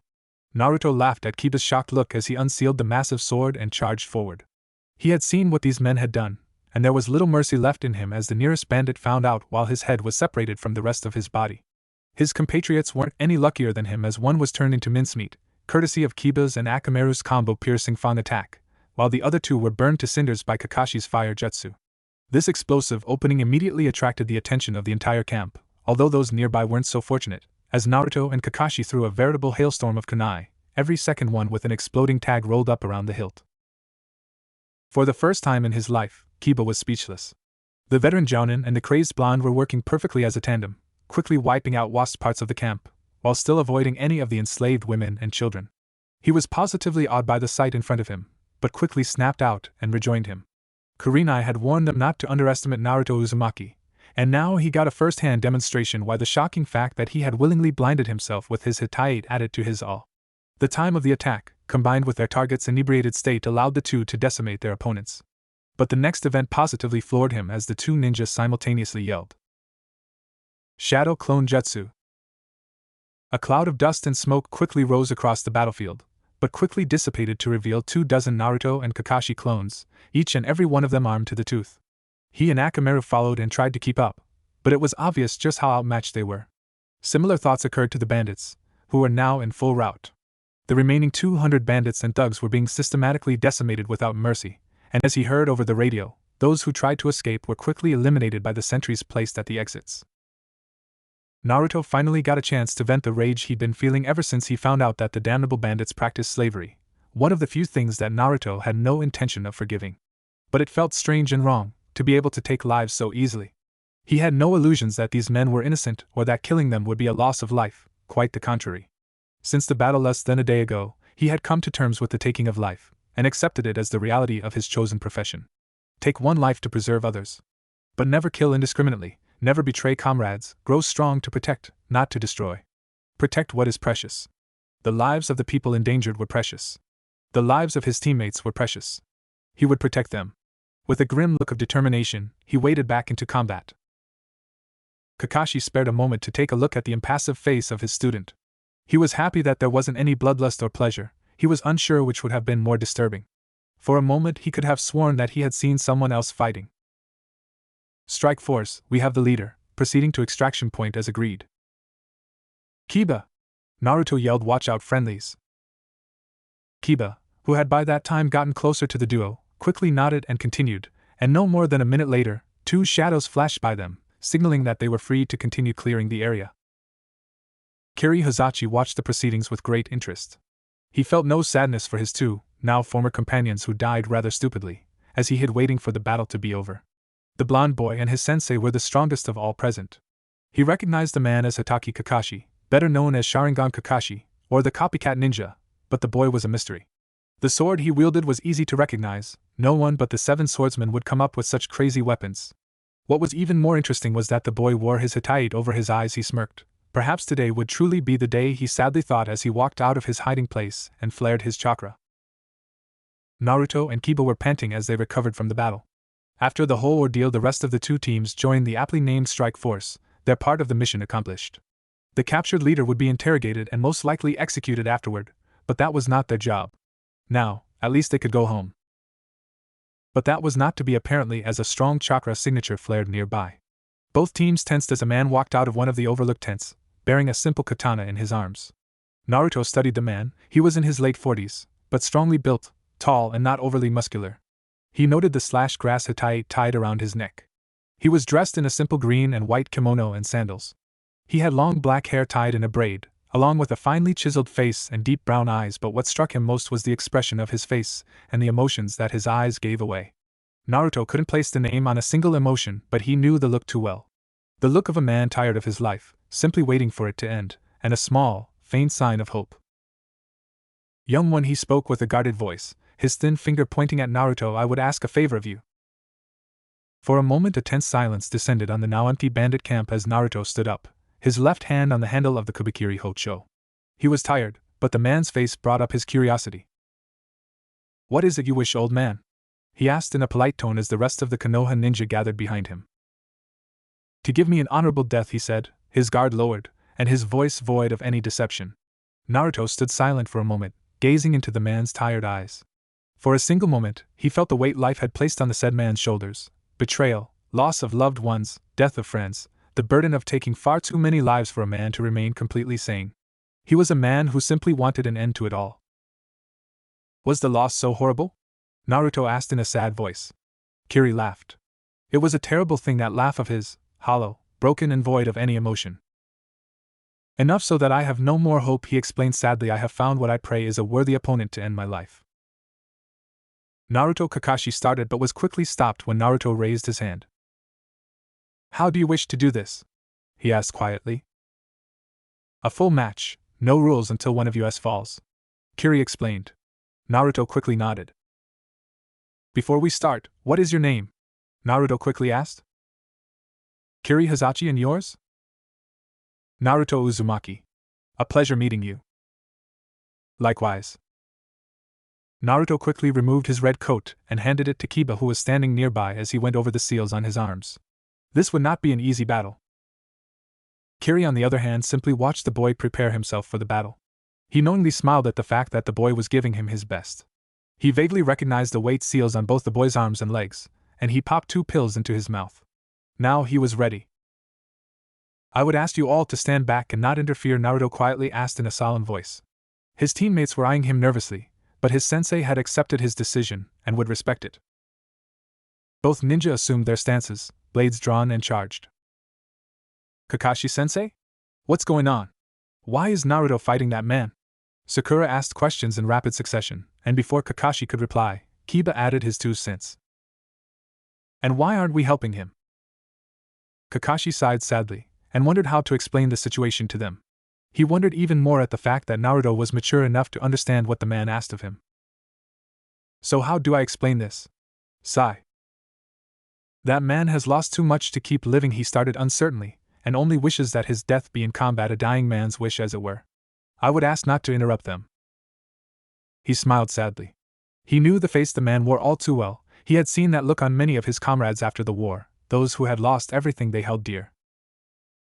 Naruto panted as they crossed blades. The older man was stronger than he was and far, far more experienced.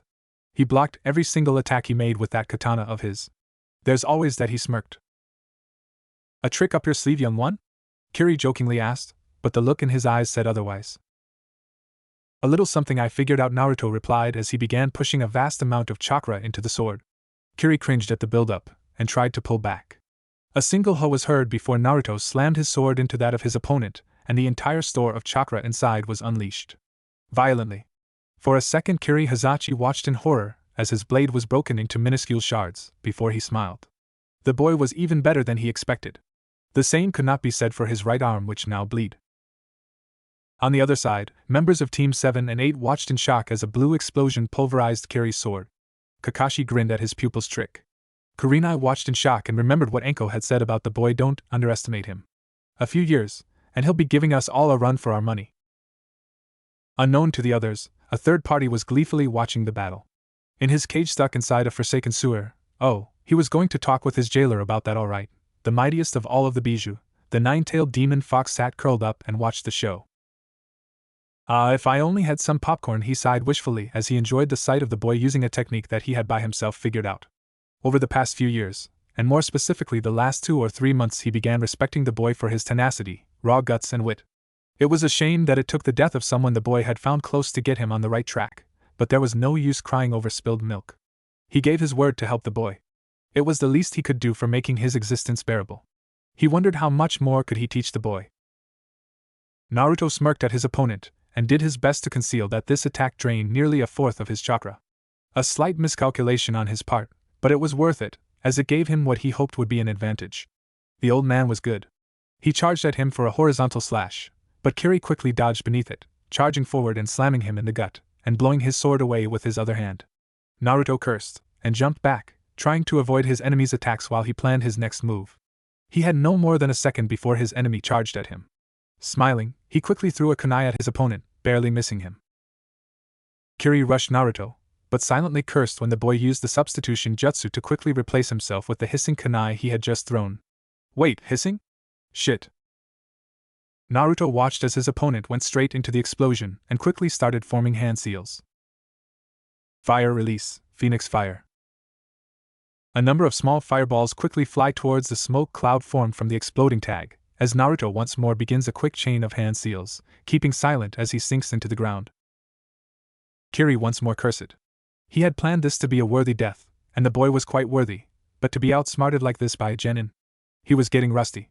A sealless Shunshin had gotten him away from the attack, but now his blonde opponent was nowhere in sight. Naruto, who had resurfaced behind a tree, rubbed his lower ribs.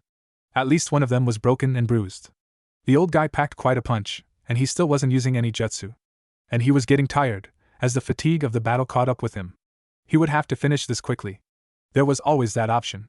Sighing, he drew 3 small scrolls from their holder on his left leg, immediately unrolling one and smearing his blood on its surface. He just prayed that this would work. He slowly walked out from his cover, causing a raised eyebrow from his opponent. Hey old man, he said in a nervous voice, I want to try something. Smirking, his opponent started going through hand seals at an alarming rate.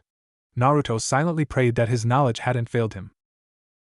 Time slowed down for Naruto as he watched his opponent perform his seals. Rapidly cutting both his thumbs on his elongated canines, he threw both scrolls into the air, each of them unrolling as he smeared his blood on both. The action was followed by a quick succession of hand seals as both scrolls once more began to roll up. Slamming his hand with the third scroll, now attached to a kunai, into the ground, he yelled, Secret Art, Triune Hunters. For a moment nothing happened, but Kiri's face soon changed from amused to horrified as the earth beneath his feet now held him in place. And then the 2 scrolls unleashed their attack, a blade of wind along with a lance of lightning, both of which pierced his chest in an instant. Both enemies smiled for a moment as they both fell on the ground, one dead, the other unconscious. The last sight both saw was a number of shinobi rushing towards Naruto. 2 days later, Naruto quietly sighed as he stood over the grave of Kiri Hazachi, former Grass Chunin, and his first real opponent. He sadly smiled at the remains of the sword which were placed over his grave, along with his scratched Hitayite. A modest burial, but sufficient. Paying his last respects to his former opponent, he rejoined his team as they went back home. Konoha, a week later. There are a few places within the village hidden in the leaves that are avoided by the populace. One such place is the ANBU headquarters, and another was Training Ground 44, better known as the Forest of Death. One would also wonder why a certain blonde boy was merrily jumping from one tree to the other, completely unfazed by the fact that in his immediate vicinity were over 10 species of animals that would gladly make him their lunch. Then again, most of those animals knew trouble when they saw it, and a boy leaking killing intent was certainly trouble. So as long as he didn't bother them, they wouldn't bother him. Naruto Uzumaki had taken his day off to see a friend. She did tell him that he could find her here.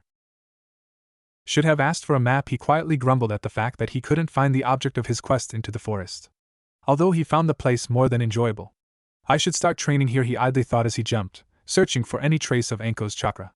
Thankfully, the old man had finished the debriefing quickly, even though he had to explain a few things. Flashback. Good work. Sarutobi heartily congratulated them before handing out the pay for the mission. Naruto, could you stay for a moment? Sure, old man, the blonde boy merrily answered. Naruto, show some respect for the Hokage, Sakura screeched while bumping him on the head. Naruto merely sighed as the rest of his team, minus Kakashi, left the office. So, I heard you made a new jutsu, Sarutobi curiously asked.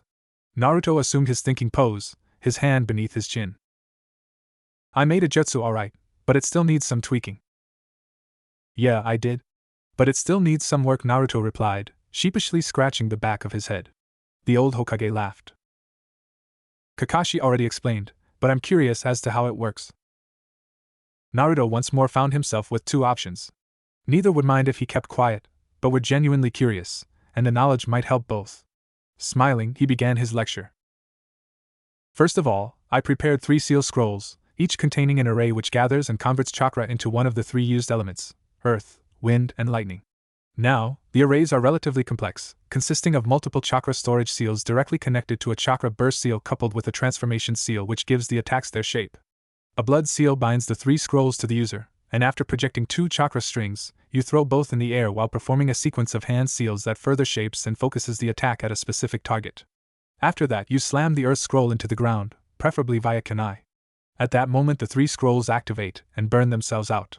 The earth scroll makes a temporary prison for the victim, binding him up to his or her waist. The wind and lighting scrolls unleash 2 attacks aimed wherever you want them. The whole trick is that the scrolls unleash as much power as you send through the strings before activating them. Naruto completed his explanation, leaving a stunned Kakashi and a smiling Sarutobi. Well, that was an excellent explanation. I am glad to see that your sealing skills are improving at such a fast rate. Thanks, old man. I'll make sure to prepare a copy of my notes for these 3 for the next time I drop by. You do that, Naruto, the Hokage idly added while drawing from his pipe. Kakashi one more made one of his eye smiles before vanishing in a poof of smoke. End flashback. At the same time, Anko Mitarashi was returning from the ANBU interrogation center and heading for her small camp in her beloved forest of death. Bound to the place by memories both good and bad, most involving her old sensei, she also loved the place for its ferocity. It served as a home, a training ground, and finally as a refuge from the hateful glares and whispers. It was her personal sanctuary, and Kami helped whoever tried to defile it. She sensed a somewhat familiar chakra signature inside her small camp, and heaven help the person there if he or she didn't have a good reason. However, her rage quickly vanished after she recognized the sleeping form of the young man who saved her life a while ago. Well, no one said she couldn't tease him a bit. Making a grin that would make most grown men run in fear, she slowly stalked her way over with a kunai in hand. When she was just a few steps away, she threw the kunai, aiming for his right cheek, curious as a cat to see how the blonde would react. She wasn't disappointed when the boy caught the kunai with his hand. You know, Anko-san, it really isn't polite to cut up people when they try to sleep, he said in a mock-scolding tone. It took a second for both to start laughing. So, what brings you here, Foxy? She asked with a big grin. Naruto merely returned one of his real smiles before unsealing a large platter of her favorite food. Can a friend just drop by for a visit? He asked jokingly. But the result of his joke surprised him as Anko made a serious face. The short flash of recognition he felt in the forest now returned. You consider me your friend? She asked. Her voice was worried, uncertain, and just a bit hopeful. He sighed sadly. No one deserved such treatment. Yes. I do, he shortly explained before handing her the plate. She immediately perked up after his response. Say, how did you know I love dango? I don't remember telling you that. I asked Kurenai, he deadpanned, and Anko once more laughed. The boy was as direct as ever. So she started, purposefully elongating the "oh, how did your mission go?" It was now Naruto's turn to get somber, as he retold the events of his trip south, the killing he performed, and finally his battle with Kiri Hazachi. Anko intently listened to the boy's story, enjoying his detailed descriptions of events and places. After he finished his storytelling, they both simply lay down in the grass, watching the clouds slowly pass. You know, Anko started, catching the blonde Jinchuriki's attention, I had similar thoughts when I made my first kill. He smiled. He wasn't sure why, but even during their short stay in the forest a while back, talking with her was relaxing, to say the least. They were very much alike, both outcasts of society, hated for things beyond their power to control. Both crazy in their own way. Thanks, he softly whispered as he fell asleep next to her. For the first time in years, Enko made a gentle smile, before doing the same. Next day, Training Ground 7. Once again, Sakura was treated to the sight of Naruto working over his notes. Sheesh, Naruto, she started, but without any real anger. Do you ever leave those notes? Naruto made a small smile before answering no. Shaking her head and muttering something about blonde idiots, she sat down next to him, dozing off until the rest of the team showed up. Much to her displeasure, they came within a few minutes. After what passes as customary greetings among Team 7, Kakashi pulled out 3 papers. Well, everyone, I've recommended you for the Chunin exams this year. If you want to participate, take this to room 301 in the academy next Monday, 9 o'clock sharp. I've got to run now, so you think this over carefully, and good luck. With those words, Kakashi once more vanished in a cloud of smoke, while the rest of Team 7 wondered what he was doing. Monday. A day generally despised the working populace of no matter which village, city, country, or universe. Naruto shook the cobwebs out of his head as he woke up and looked out the window. Outside, rain was falling. Hard, and judging by the angle, a strong wind was blowing as well. And I have my first exam today, he thought, silently cursing the damnable weather as he took out a bowl of instant ramen. At least some comforts are always there. He still had an hour before he had to go. Rapidly devouring his ramen, he planned for today. What should I pack? He asked no one in particular as his eyes moved from one shelf to another, thinking over the coming exam, going through the possibilities and eventually deciding to play it safe. He quickly made his bed, and placed the book on human anatomy back on its shelf. Taking off his pajamas and standing in front of a mirror, he carefully studied all of the seals he had placed on himself. The chakra weights he got from Yugao had helped him develop his body even more. His athletic physique and well-developed muscle mass granted him a good combination of speed and strength. The seals he had placed were mostly simple ones. Storage seals for his sword and other weapons, a few weight seals he used when in the field as chakra weights, while better for training, were downright impractical. I'll have to improve these, he idly reminded himself. The third category were the ones he was truly proud of. After spending the better part of the previous month carefully studying the book on advanced seal theory given to him by the aged Hokage, he found that the previous owner had a very similar way of thinking. Whoever MN was, he was used to thinking outside the box, as it were, and so was Naruto. That's how he came up with the idea for his Triune Hunters, and another note made him very interested. While chakra storage seals were mostly used as a battery for running a larger array, one of their more interesting properties was that once placed on a living body, they slowly siphon chakra, slowly gathering power. And with proper additions, those same seals can be made to release all that power back to the body. Unlike chakra pills, there are no side effects, as this was the body's own chakra. His forays into medicine had given him the brilliant idea of forming a seal that would convert normal chakra into medical chakra, but that was nowhere near as easy as it sounded. But should it work? He also made a sadistic grin worthy of his friend Enko at the special kunai he had prepared. He analyzed and broke down all of the seals from the sword except the last one, which still gave him headaches. The sharpening and shell seals were now safely added to 50 kunai, each and every one of them also fitted with a chakra storage seal filled to the brim. He laughed gleefully at the fact that his enemies would now have even more trouble recognizing what was coming at them. The field of Fuinjutsu had proven to be infinitely rewarding. From everyday applications to specific solutions of unusual problems. That, combined with his ever-growing knowledge of ninjutsu and constant practices of kenjutsu, gave him a good edge over his enemies. His taijutsu, while nowhere near perfect, was still quite good thanks to his reflex training and the radiance field he had finally perfected. Also, his growing knowledge of medicine and things such as pressure points were quite useful as well. Knowing where the vulnerable points were meant you could hit them quite a bit easier. He grinned at the fact that he could now rely on all of his 6 senses in combat without facing mental overload. Making sure to pack all 50 of his kunai into the various storage seals on his hands, along with the ever-impressive Kubikiri Hocho, which now sported a bandage-like gray material which was tied up around the blade, he turned to his other equipment. 2 small bags of chakra and food pills, check. 3 first aid kits, along with homemade and tested antitoxins and mental stimulants, check. His calligraphy kit, check. 5 sets of Triune Hunter scrolls, double check. Exploding tags, 20 pieces, check. 20 smoke bombs, check. 2 200-meter spools of ninja wire, check. A set of 50 standard kunai, 100 shuriken and 20 saban needles, check. 3 vials of knockout and paralyzing venom each, double check. Food and water supplies to last a 4-man cell a month, sealed into scrolls, check. And last, but definitely not least, his newest surprise for the exams. On his working desk was a pair of bracers, made from an unidentifiable black metal, ornately decorated. But that wasn't what was so special about them. Not even the hardening seals which allowed the bracers to be used as a defense were special. The real thing inside was Naruto's first life seal array. The results of 2 months of work were now turned into a pair of bracers that could raise a temporary barrier which absorbed chakra and channeled it back to him after purifying it. There was a limit as to how much it could absorb at once, but he knew well enough to be careful. Whatever hell the exams have in store for him, he was now ready. He slowly walked over to his closet and picked out his clothes. A pair of light black boots, brown pants and a light gray shirt. He gently placed the small necklace Haku had given him, the snowflake design now covered by his shirt. It wasn't a decoration to be flaunted. It was a reminder of what had been lost, and of his oath. And finally, to top it all, he took his red coat. Grinning, he decided against hiding his sword. While he still wasn't tall enough to normally carry it, when diagonally held against his back, it was still quite easy to reach. He smiled at the weather outside. While he found the rain to be pleasant, he accidentally discovered a way to walk in the rain without getting as much as wet from it.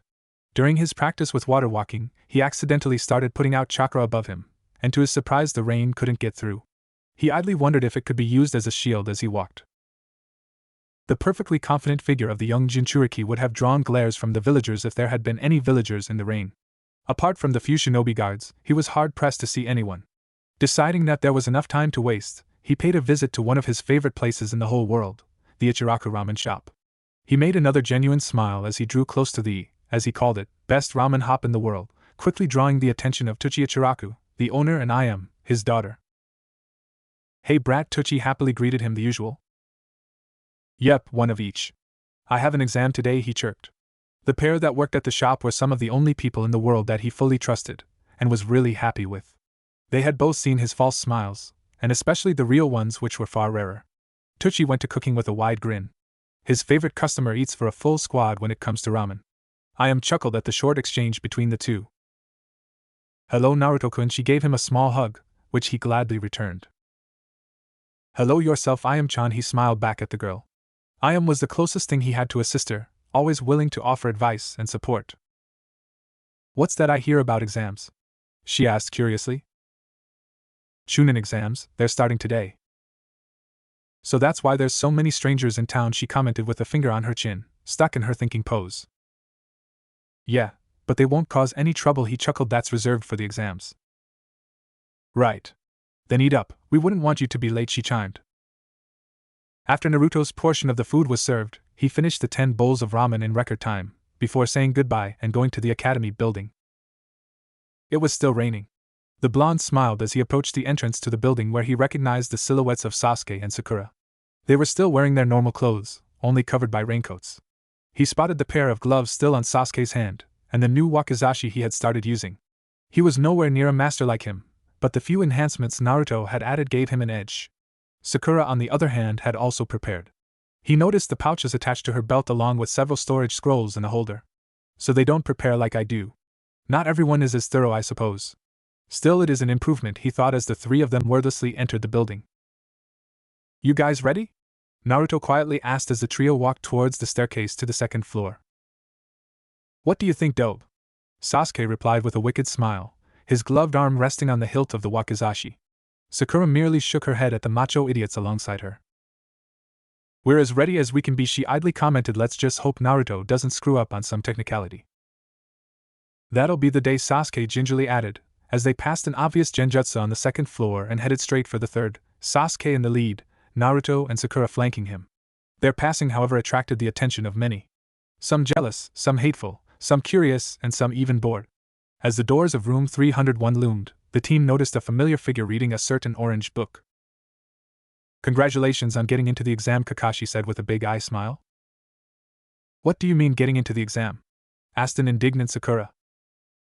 Simple, if you hadn't all shown up, you wouldn't be able to take the exam. But you did, so the rules are a moot point now, he quickly explained. Sasuke and Naruto shrugged, while Sakura gave Kakashi a glare. Well, good luck in the exams, he added before poofing away.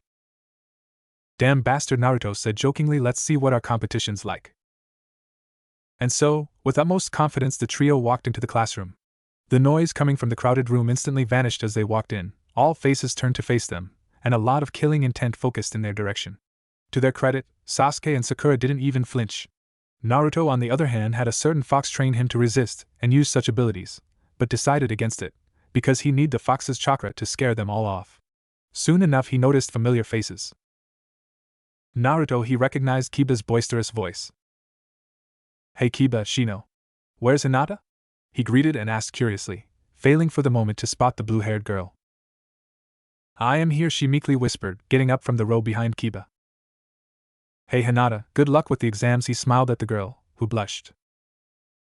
Sasuke was busy fighting off Ino, much to Naruto's entertainment as a bit of Sakura's fangirl personality came back. "You people sure make a lot of noise," a somewhat serious voice interrupted them. Naruto turned to face a silver-haired, spectacle-wearing teen with a Konoha Hittite. He seemed a kind enough sort, but there was something that just felt wrong about him. Why the hell does he smell like snakes?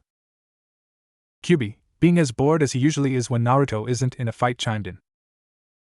"Who else do you know who smells like snakes?" "Anko, no one's snake shit." "Attaboy, good thinking. I'll figure out how to inform the old man later." "You got a problem with that?" Naruto quickly commented. "Not really," he said, waving his arms apologetically. "It'll just get you killed. By the way, the name is Kabuto." "Thanks for the concern.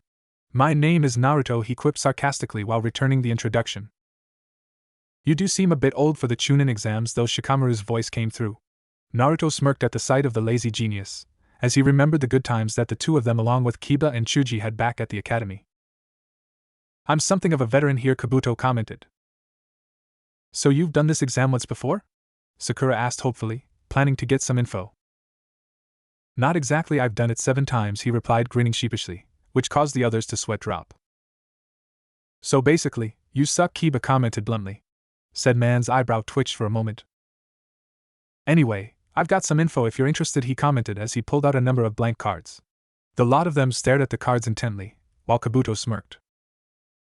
"I've been gathering info on my opponents. These are special cards. With a bit of chakra, they reveal stored information on other ninja. Anyone in particular you'd like to know about?" he asked with a wide smile. Sasuke was the first to reply. "Rock Lee." Shikamaru quickly followed Gaara from Suna, Sasuke Uchiha, and Uzumaki Naruto. "Well, that's not a challenge," Kabuto replied with mock sadness. "Rock Lee, Genin of Konoha, 25 D rank, 12 C rank missions, focuses on taijutsu, extremely developed physical skills, no nin or genjutsu. Teammates include Niji Hyuga and Tenten. Sensei is Mado Gai. Sabaku no Gaara, Genin of Suna, 10 C ranked and 2 B ranked missions, as mastery over sand, no other skills known. Has returned unscratched from every mission. Not bad." Naruto's mind stopped here for a second. He connected the face to the strongest source of killing intent he had felt in the room. The red-headed boy in the back with black circles around his eyes. "Q, does something seem wrong about that guy to you?" "His eyes, face, and chakra scream Jinchuriki, and his teammates and siblings, unless I'm mistaken, are scared of him." "Do you know which one?" "The poor kid stuck with that crazy bastard Shikaku, the one-tailed raccoon. Just another reason you should be happy you got me." "I haven't doubted that for a while now, Q. Thanks." "You're welcome, Kit. Now go kick ass." Quickly tuning back to the outside world, he listened as Kabuto continued speaking. "Uchiha Sasuke, Genin of Konoha, 25 D ranked, 2 C ranked, 2 A ranked, not bad missions, proficient in ninjutsu, last surviving loyal member of the Uchiha clan, bearer of the Sharingan. Teammates Haruno Sakura and Uzumaki Naruto. And finally Naruto Uzumaki, Genin of Konoha, 25 D ranked, 2 C ranked, 3 A ranked missions, proficient in ninjutsu, kenjutsu and fuinjutsu. Bearer of Kubikiri Hocho. You're good kid." "Thanks," Naruto politely replied while inside. He was seething. Why? Because this man knew one detail that was only written in the private records in the Hokage's tower. In other words, this man is a spy. Because there was no other way for him to know that he was effectively paid an A-rank mission for taking down Mizuki when he stole the scroll that night so long ago. Settling to unmask the spy later, he turned to the rest of his companions, silently asking them not to make a scene as he went to his seat. As soon as he sat down, the doors opened and a group of Chunin, followed by a man in a black trenchcoat which Naruto immediately recognized as Ibiki Marino, the sweetest guy on earth, as Anko once put it. Although he was wondering how the head of ANBU interrogation and torture could be so sweet, that was indeed the subject for another time as the scarred man bellowed, immediately silencing the entire room. "Quiet maggots!" he yelled. "My name is Ibiki Marino, and I'll be the proctor of the first part of your Chunin exam." Ibiki proceeded to explain the simple rules of the exam. The rules are simple. You have 10 questions to answer in 1 hour. Cheating is not allowed. You will lose 1 point for each question you answer wrong. You will also lose 2 points each time you are caught. Lose all points and you and your team are out. The last question is a special one, and it will be asked 15 minutes before the exam ends. Now get started. Naruto's smirk was quickly wiped clean of his face as he realized he didn't know the answer to any of the questions. Wait, these questions are too hard for a possible Chunin to answer. Hell, I think these are ANBU tests. So that means we're not supposed to answer at all. What did he say about cheating? Not allowed, but only a 2-point deduction if you get caught? What did Anko say about Scarface over there? Specializes in mental torture, so he's trying to screw around with our minds. Numbers 52, 53 and 54, you are out. One of the proctors bellowed as the 3 would-be Chunin were escorted outside. Naruto quickly calmed down. Information gathering he finally figured out. He quickly spotted other people cheating, although they were doing their best not to get caught. Sasuke was using his Sharingan to copy the moves of another student, while Sakura actually knew the answers, which for some reason scared him. Numbers 13, 14 and 15, out. Another voice said. A kunoichi from Konoha used mirrors that were attached to the ceiling via chakra strings to copy the correct responses from another participant. Focusing his chakra to the radiance field around him, he quickly searched for people who knew the answers and started copying the moves they made as he got one question at a time. Numbers 103, 104,105 out. One of the proctors threw out another team. On the opposite side of the room, Ibiki was carefully studying the genin gathered here, his questioning gaze staying on a person just long enough to unnerve them. When his gaze reached Naruto, he almost smirked. So that's the wonder kid Anko talks so highly about. He seems to be copying the answers, but I can't figure out how. Maybe it's that fancy technique Anko was mentioning. Still, he suppressed his chakra, and didn't even flinch at my killing intent, unlike the others. And his records are good. Naruto, however, was now busy doing something else. He had finished writing the exam, but now he needed to leave a quick message for Ibiki. Anko had said that he was as serious about his work as they get, so he would take this the right way. Quickly finishing the small seal and channeling just enough chakra through his fingers, he added the note for Scarface beneath it, before slumping down and waiting the last 15 minutes to pass. Listen up, Ibiki's voice once more bellowed. It's time for the final question. You all have the choice of taking it or not. Should you decide against it, you are to leave now and you and your team are disqualified. He stopped for a moment, letting the information sink in. However, should you choose to try and answer the question and get it wrong, you are permanently banned from any future Chunin exams, he said in dark voice. For one moment, the room was silent, before erupting into loud complaints from various people. You can't do that. There's a lot of people here who are on their second or third exam, screamed a blonde girl wearing a Suna headband. Tough luck. They didn't have me as their proctor, Ibiki replied nonchalantly. So? What's your decision? A number of hands rose to the air, and soon the teams those hands belonged to were escorted out of the room. Naruto noticed that Hinata and Sakura were about to raise her hand, and he started thinking quickly. If Sakura gave up, our team goes home, and I know she's good enough to pass. I helped her train. Hinata had confidence issues, that much is obvious, but I remember her doing excellent work on that mission. I think a little help is in order. Bowing his head slightly to hide his smirk, he started to raise his hand. Sasuke's face went into involuntary shock, but that was quickly replaced with a smirk as he saw the smirk on the blonde's face. Ibiki had a similar reaction, but wondered what the kid was about to do. Just as he was about to call him out, Naruto slammed his hand on the desk. So fucking what if we can't take the test again? None of us got here without taking risks, so why should we stop now? If I fail, I'll just be the first genin turned Hokage anyway. Sasuke's grin turned wider as he noticed just how many of the genin here now exuded confidence because of his words. Nice one, dope. You always were good at spouting shit that got to people. Even the normally shaky Hinata now looked ready to kill. Sakura smiled at her blonde teammate, grateful for the reassurance. Ibiki, of course, was going through his own thoughts. Not a bad move, kid, you might just make a good leader yet. Anko may have been on to something. The remaining 24 teams awaited the 10th question with utter confidence in their ability to answer it and pass the test. Ibiki gave a scary grin. Now for the 10th question. He stopped there, the tension in the room rising. You all pass. The reaction from the crowd was anything but unexpected, so Naruto tuned out the crowd as Ibiki explained how important information gathering was and how they would be forced to make similar choices throughout their ninja career. Just as he finished, a black ball of cloth crashed through window rapidly, followed by 4 kunai, sticking each of the corners, turning it into a banner that proudly stated, "The Great Mitarashi Enko, Proctor of the Second Exam." The banner was soon followed by the lady herself, and Naruto had to bite down on his lip just to stop himself from laughing at her crazy antics. The rest of them were a bit scared. And very likely for a good reason too. "What's this, Ibiki? 24 teams? You're getting soft in your old age," Enko teased while still keeping her dangerous grin. The genin, apart from a few, were getting nervous. "Maybe we just got a good crop this year." "Yeah, right," she chuckled, "but no worries, by the time I'm done with them their number will be cut down in half at least." "Alright kiddies, show up tomorrow morning at 9 in front of the Forest of Death, alias Training Ground 44, or you fail." With those words, the rest of the classroom slowly left with the exception of Naruto, who slowly walked over to the scary pair. "Nice to see you again, Enko," he said with a wide smile, not in the least afraid of her. Ibiki meanwhile studied them carefully, considering new ways to tease Enko. "Likewise, Gaki," she chirped, "you should get some rest, the test's gonna be a bitch." "Really? That should be fun.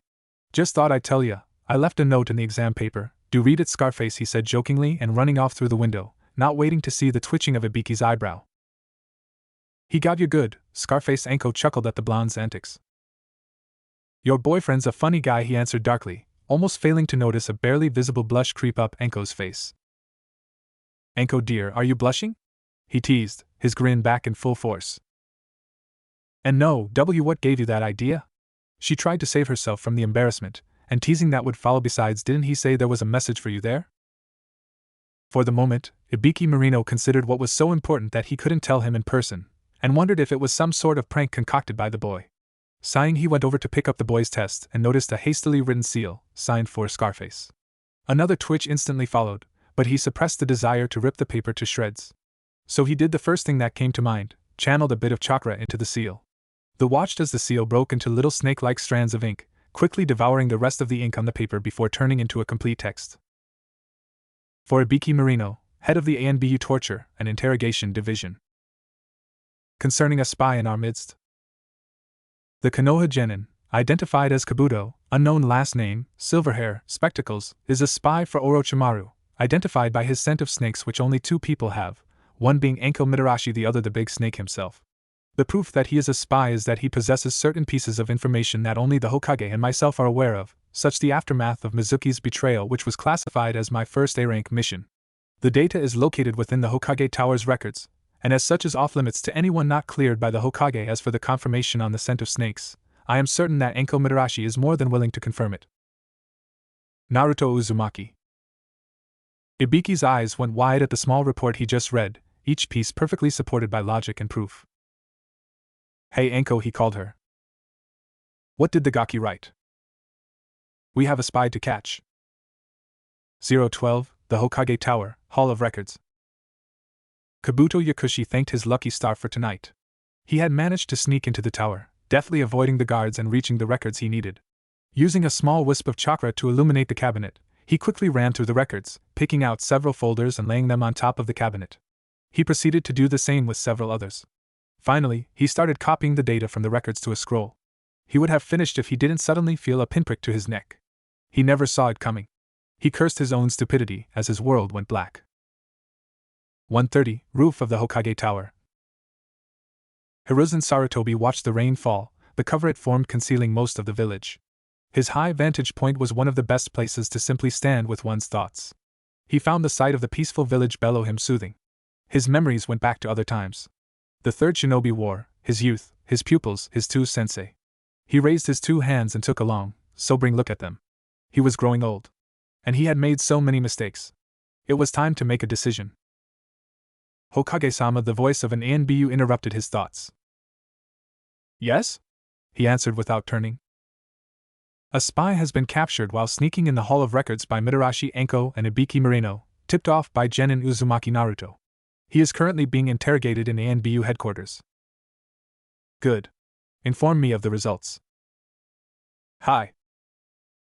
Finishing his report, the ANBU vanished, leaving the aged Hokage to his thoughts. But what he didn't see was something that would have probably scared him. The face still had its gentle look, but the eyes now held a burning fire. He had decided, cursing himself for all his failings, to at least make amends and to make sure that this village would stand. 145, Uzumaki Residence. A loud curse was heard from the interior of the now well-maintained apartment that belonged to Uzumaki Naruto. If one would have come here several months ago, he would have seen a rundown place, which was barely livable. Now, however, protected by his ever-growing knowledge of seals, and refurbished from his mission paychecks, the apartment had become a comfortable place to live. Currently, Naruto was sitting in his favorite place, on the small platform next to the window, reading his book on seals, while occasionally looking outside. He had dropped most of his clothes, sitting in his boxers. The lack of clothes once more revealed his seal-covered arms, looking more like tattoos than anything else. The boy's face was troubled as he turned to the book. It's weird he spoke to no one in particular. It all makes perfect sense, he continued, while flipping another page, before taking a small sip of sake. Lately, sake had become one of his pleasures in life. Having someone filter out all the side effects out of your system and leave you with just the good taste helped. But why can I follow someone's personal research notes so easily? He whispered again. It's like he thinks the same way I do. Amen, there's only one person who that could be. But why the hell would these obscure notes make so much sense? His thoughts were suddenly broken by a knock on his door. Now who could that be? Placing the book back to its place and dressing in a house robe, he went over to the door and opened it to reveal a tired-looking Anko. Hey Gaki, I just saw the lights on, so I thought I'd drop by. Naruto smiled at her comment. Sure, come in. He quickly ushered her into the apartment before closing the door. He quietly noted the few traces of blood on her skirt and sleeves. Make yourself at home, he quietly added before going to the kitchen. Anko sat down on the couch. While she had known where Naruto lived for a while now, she never actually came here. Tonight, though, she felt tired, and she needed the company. Her musings on the apartment's decorations were broken by a voice coming from the kitchen. Tea or sake? Naruto asked, a short clang following his question. Sake, she quickly answered, getting up and tracing her fingers across the several book-covered shelves reading the titles. Chakra control, seal theory, ninjutsu theory, herbalism, anatomy, medical theory. The books he had covered all of the subjects in what she was sure was great detail. But what attracted her attention the most was his working desk. A simple hardwood desk with multiple small shelves above it, stocked full with scrolls, each of them most likely seals or notes. Next to the desk, she noticed 4 pots, surrounded by a thin purplish barrier, a seal beneath each.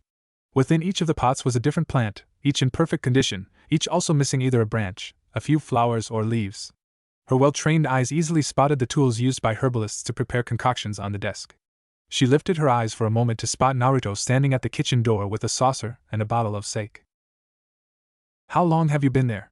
She asked with a tired smile. Long enough, he said quietly. Her guard was down, he noted, and she was dead tired. Naruto may not have had years of experience, but he could tell that Anko was holding on through sheer willpower. Hey Anko, he started, still uncertain what was it he wanted to say. Yeah? You look tired, he softly commented, but she merely shrugged. She looks so vulnerable.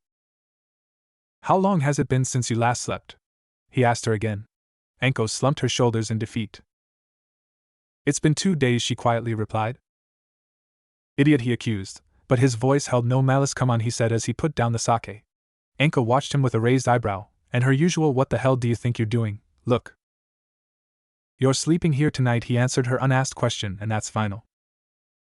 Slightly pouting at the fact that a kid 5 years her junior had simply ordered her around, she dropped her head, following him. You get the bed, he explained as he brought her to his bedroom. I'll wake you up early so you don't miss the exam. And with those words he went towards the door. Just before he left he was stopped by Anko's voice. Thanks, she said in a much happier tone. Naruto smiled before resigning himself to the couch. He needed the rest too. Setting up the alarm to wake him at 6, he dropped to sleep. 8:45, Gates of Training Ground 44 aka the Forest of Death. Naruto enjoyed the fact that the rain had finally stopped falling late last night. What worried him were the happy smirks on the faces of the teams from Mist and Rain, happy because of the large amount of water present. He was also happy because the teams from Mist didn't recognize the sword on his back that would have caused trouble, and thankfully they didn't hear Kabuto's comments on him. He gently stroked the handle of the blade, and noticed the curious and somewhat angry sight of a certain brown-haired girl. Taking a moment to inspect her in detail with an extended field of radiance, he came to the conclusion that she wasn't that much of a threat, but that he should still be careful. Her brown hair was tied into a pair of buns, her Chinese-style shirt and black short pants allowed great mobility. He also noticed a number of storage scrolls on her. Higher quality ones, actually. Not bad, girl. But why do you seem so familiar? He idly thought as he waited for Anko to show up, spending his time cleaning his nails with a saban which unnerved some of the genins. Sakura palmed her head at her teammates' antics and Sasuke once more checked his equipment. Better be safe than sorry. Naruto decided to catch a short nap, while still keeping his senses working. He noticed Sakura talking to her friend Ino, Shikamaru and Chuji relaxing next to a tree, Sasuke who also took a nap. And of course after a while the arrival of Anko Mitarashi along with several unidentified chunin. Naruto kept his eyes closed, but was happy to see Anko in unusually high spirits. Her ear-to-ear grin struck fear in many of the genin present, the smile promising pain beyond measure. That woman is scary, Sasuke idly commented. Only if you get on her bad side, Naruto replied, causing a light chuckle from the young Uchiha. The scene was far from pleasant. The crowd of genin tensed at the arrival of the proctor, Mitarashi Anko. That is most genin tensed.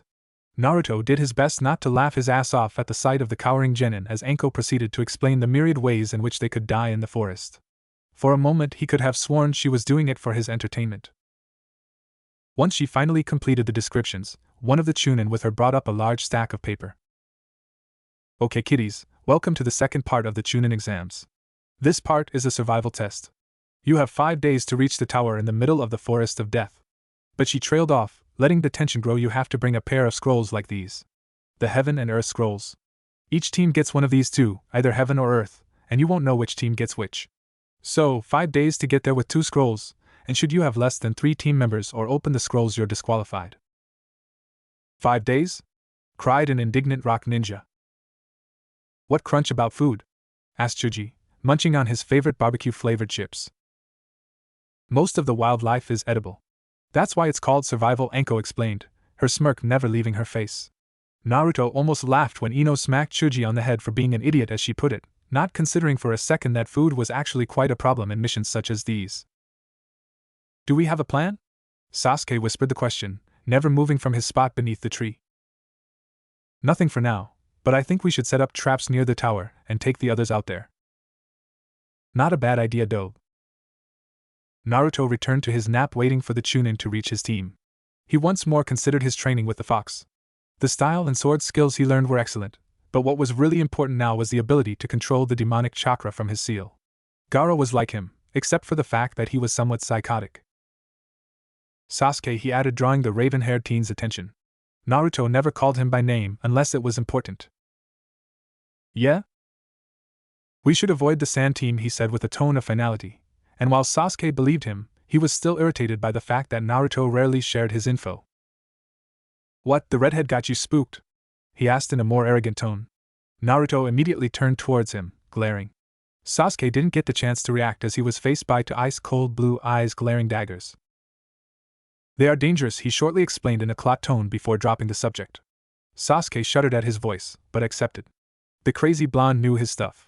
The chunin stuck with paper duty soon passed the 2 of them by and passed 2 forms. Death waivers?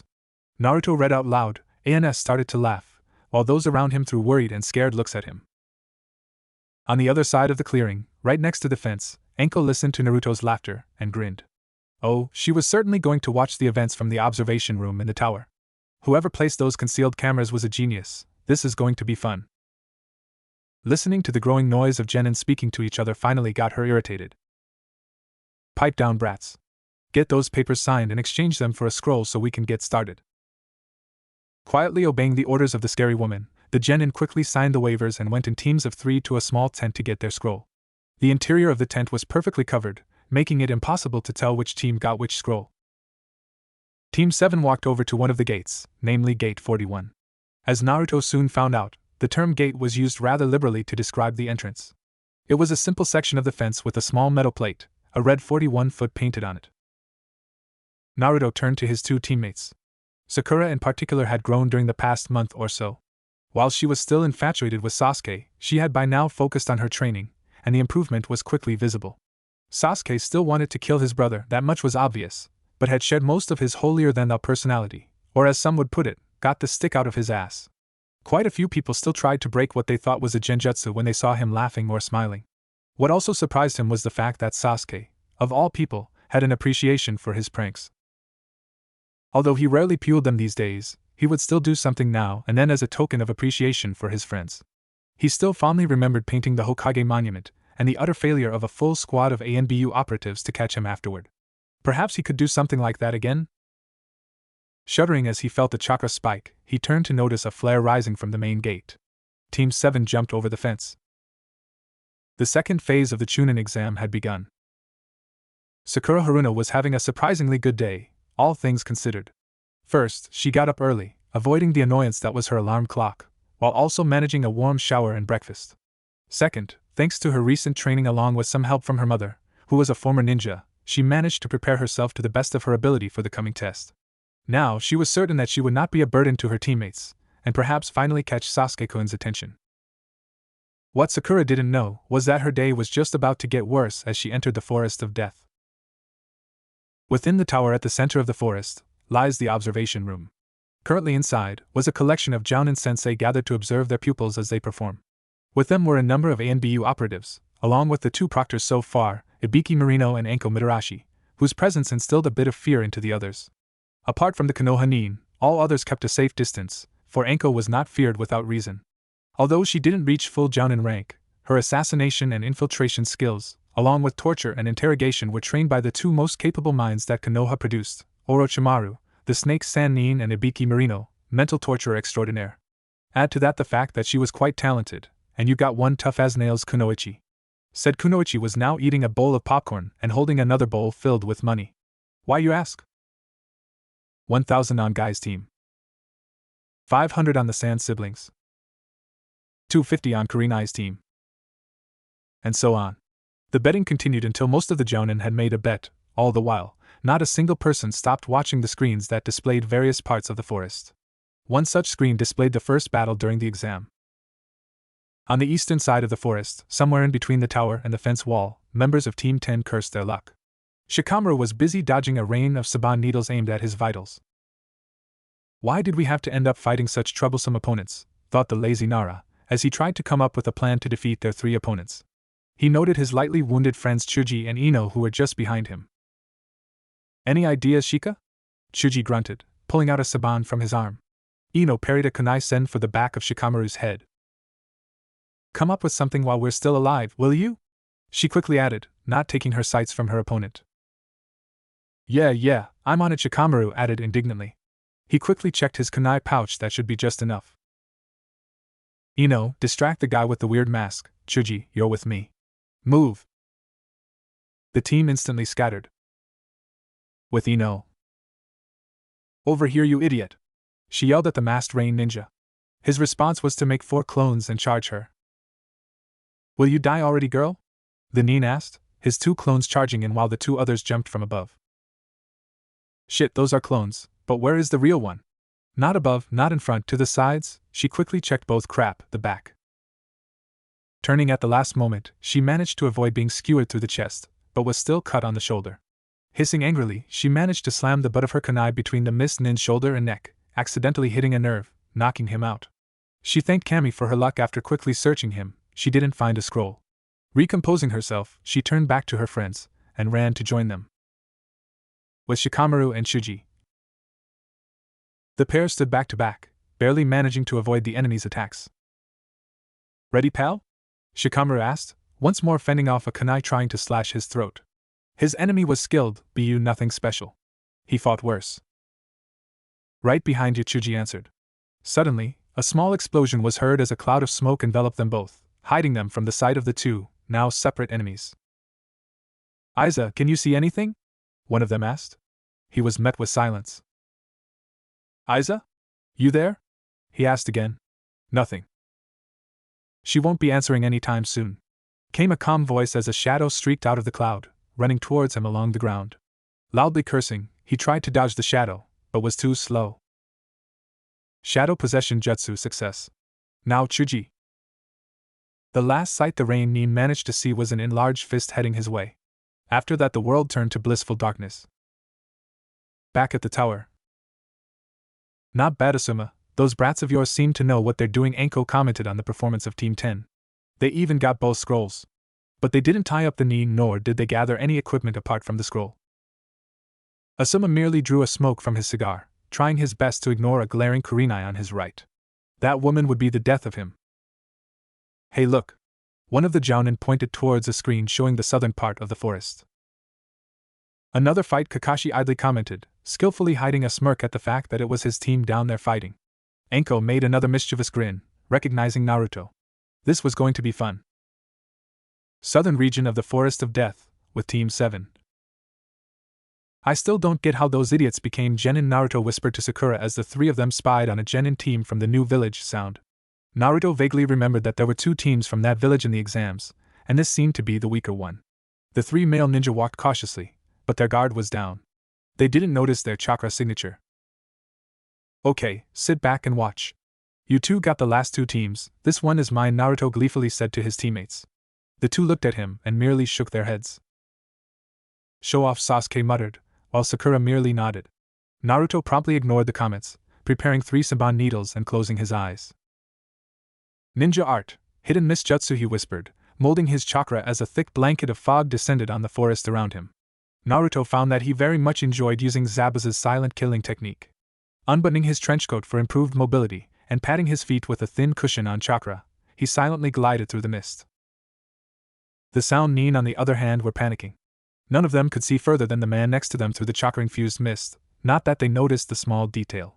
The leader of the group recovered first, and set them up in a triangle formation, each at the other's back, trying to leave as little space for their invisible enemy to attack unnoticed. Naruto grinned, standing in a stance that was eerily reminiscent of Zabuza Momochi, eyes closed. Not wanting to risk failure, he took his 3 Saban needles and coated them with a small amount of paralyzing poison. He studied the 3 Nin for a few seconds while waiting for the perfect moment to strike. The leader, as he labeled him, was also the tallest of the 3. He had a somewhat faulty stance, leaving a few openings for him to use. The others were even worse. Naruto smirked at the fact that he could probably take them down like Haku did Sasuke back at the bridge. His studies of anatomy brought on many benefits. He picked up a small pebble and threw it to the opposite side from the one he wanted to attack from, idly wondering if this small distraction would work. To his glee, it did, causing the 3 to momentarily turn their heads towards the source of the sound. Using the momentary distraction, he threw 2 of the 3 Saban, each hitting a pressure point on his target's necks, knocking them out. The third followed only a split second later, tacking down the third target. Before they hit the ground, Naruto rushed in and took out the Saban.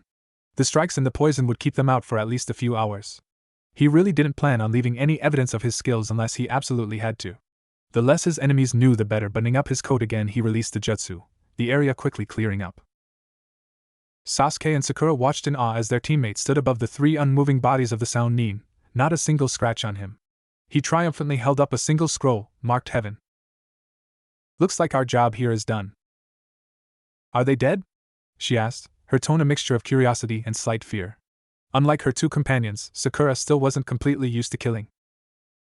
No, just out cold, he muttered quietly. Let's get going. We really don't want to get caught now. Back at the tower. Utter silence permeated the room as all present except for Anko and Kakashi stared at the screen. One moment there was a team of Sound Ninja on the screen. The next, a cloud of mist covered the small clearing, followed within seconds by the sounds of 3 bodies falling to the ground beneath them. And finally the mist lifted to reveal Naruto Uzumaki standing on top of them, all 3 dead or unconscious, unclear which one it was due to the lack of blood or visible wounds on their bodies. What have you been teaching that boy, Kakashi? Kurenai asked after she brought herself back from her shock. I only gave him ideas and suggestions. He quickly answered, so that only she could hear, his smirk now visible beneath his mask. Anko only stopped smiling to put some popcorn into her mouth, and Ibiki was no better, the disturbing smile on them both worrying all but few. Her entertainment, however, was interrupted by the arrival of an ANBU operative. Anko-san, there is something you should see, he whispered to her, instantly gaining her attention. Lead the way, she replied, following the masked man. Back in the forest, night was finally falling, the sounds of day replaced by owls, crickets, and wolves. In the small clearing around the stream where they now were, the full moon above them was clearly visible, its pale light illuminating the area. The members of Team 7 had set up camp near the stream, the area now covered with various well-hidden traps, courtesy of Naruto and Sakura, while Sasuke had prepared camp. Naruto was quite surprised and amazed at the traps Sakura had in mind, and some that she didn't know how to make, but he was more than capable. Never would have pegged you as someone good with traps, he chuckled, while Sakura smiled at the compliment. It's not really that hard, I guess, she humbly replied. Not hard? He stared in disbelief. Some of the stuff is crazier than the things I came up with to protect my apartment, and I spent days on those. You're good, but just lack some practical experience, he explained, careful not to overly praise her as he set up the last of the traps. Heaven help whomever tries to go through here. Back at the small campsite, Sasuke had brought out 3 sleeping bags and started preparing some of the food that Naruto had unsealed. Unlike the other two, thanks to the fact that he spent the last few years growing up alone, Sasuke was forced to learn how to prepare his own meals, and he took to cooking quite well. The small fire that he made gave off no smoke, a detail he remembered from survival training, and the small pot of stew boiling in it gave of a weak scent. The food was strong and nutritious, and surprisingly very tasty. The trio never let their guard down as they ate and chatted before Sasuke and Naruto dropped to sleep, leaving Sakura to cover the first watch. 8 hours later. Wake up, Dobe, it's time for your shift. Sasuke not so gently nudged Naruto in the ribs. The blonde groaned and got up. Years of practice made him a very light sleeper, the threat of an assassin or a mob made it rather easy. Muttering curses under his breath, Naruto crawled out of his sleeping bag. He was used to sleeping in his clothes, so there was little harm done. He put on his red coat, buttoned it up and took his watch. Quickly summoning 10 shadow clones, and promptly hinging them into various forms of wildlife after placing them in strategic positions around the camp, Naruto quietly sat down, unsealed a small scroll containing notes on a jutsu he was studying along with a small canteen and started reading. It was only a few hours until dawn. Only a few hours before they would start again and head straight for the tower, but for some reason, he couldn't get rid of the feeling that something would go wrong. He turned his face to his teammates. Sakura was still asleep, but Sasuke was feigning. Can't sleep? He quietly asked, already expecting the answer. Yes, Sasuke shortly replied. Ever since Naruto caught him during one of his nightmares, shivering, covered by cold sweat, he couldn't forget the look he saw in the boy's eyes. Fear. And he knew that there was only one person in the world who could do that to him, his brother, Itachi. What does it feel like?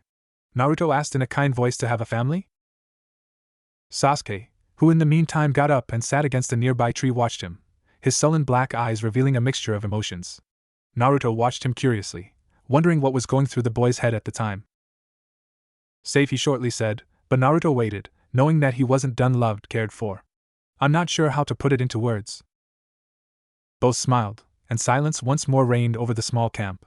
It had been enough for the moment, as the two of them returned to watching the stars. Hey Naruto, he started, getting the blonde boy's attention. Why do the grown-ups hate you so much? Naruto tensed over instantly before Sasuke continued in a serious voice. I heard when they called you demon brat, monster, and quite a few other things. Does it have anything to do with? He trailed off, not really sure he wanted to say the whole thought out loud. Sighing sadly, Naruto got up and walked over to him. Come on. I'll tell you everything, but not here. This is for your ears only. Sasuke nodded, and followed Naruto to the stream, away from a sleeping Sakura. Motioning for both of them to sit down, Naruto quickly drew out a small seal paper, an intricate seal painted over it. Pulsing a small amount of chakra, an invisible dome spread over them.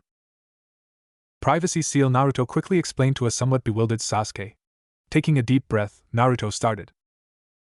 Before I tell you anything, you should know that all I say here is a S-rank secret that will get you executed should you reveal it without my or the Hokage's permission, understand? Nothing leaves here. Sasuke nodded in agreement. Tell me, what do you know of the Kyuubi no Yoko? He asked in a completely serious tone. You mean the demon that attacked Konoha 14 years ago? The one the Yondaime killed? Yes and no, Naruto said, drawing a curious glance from the raven-hired boy. Kyuubi, and any other of the tailed beasts, cannot be killed by mortal means. So Minato Namikaze, the fourth Hokage, settled for the next best option and sealed the fox inside a living container, a newborn baby. You, Sasuke quietly stated. Yes, me. And that's why they hate me, why I was beaten up more times than I care to count, why they tried to kill me, why I was insulted, glared at, isolated. Naruto quieted down, his eyes downcast. He failed to notice the sad smile that spread over the last Uchiha's face. Man, he started, drawing out and I thought I had it bad. Stinks, doesn't it? Naruto added, a small smile crossing his lips as well. Yeah, the other chuckled. The conversation brought back unpleasant memories to Sasuke, especially of the night when his brother had killed all of his family, his entire clan. But what exactly had his brother done to him? Yes, he had left him alone, yes, he had showed him the murders of his family. The fear of those events had receded over the years, even if the nightmares still came occasionally. He was treated like royalty by the council and by most of the village. He had everyone's acceptance, everyone's adoration. And what did his blonde friend have? None of it, and for reasons beyond his control. Naruto Uzumaki was Sasuke's first friend, and a man he knew he could entrust his life to. He remembered the day he first met him, when they were going home from school. His brother couldn't come, so since they were going the same way for a while, they spent the whole time arguing.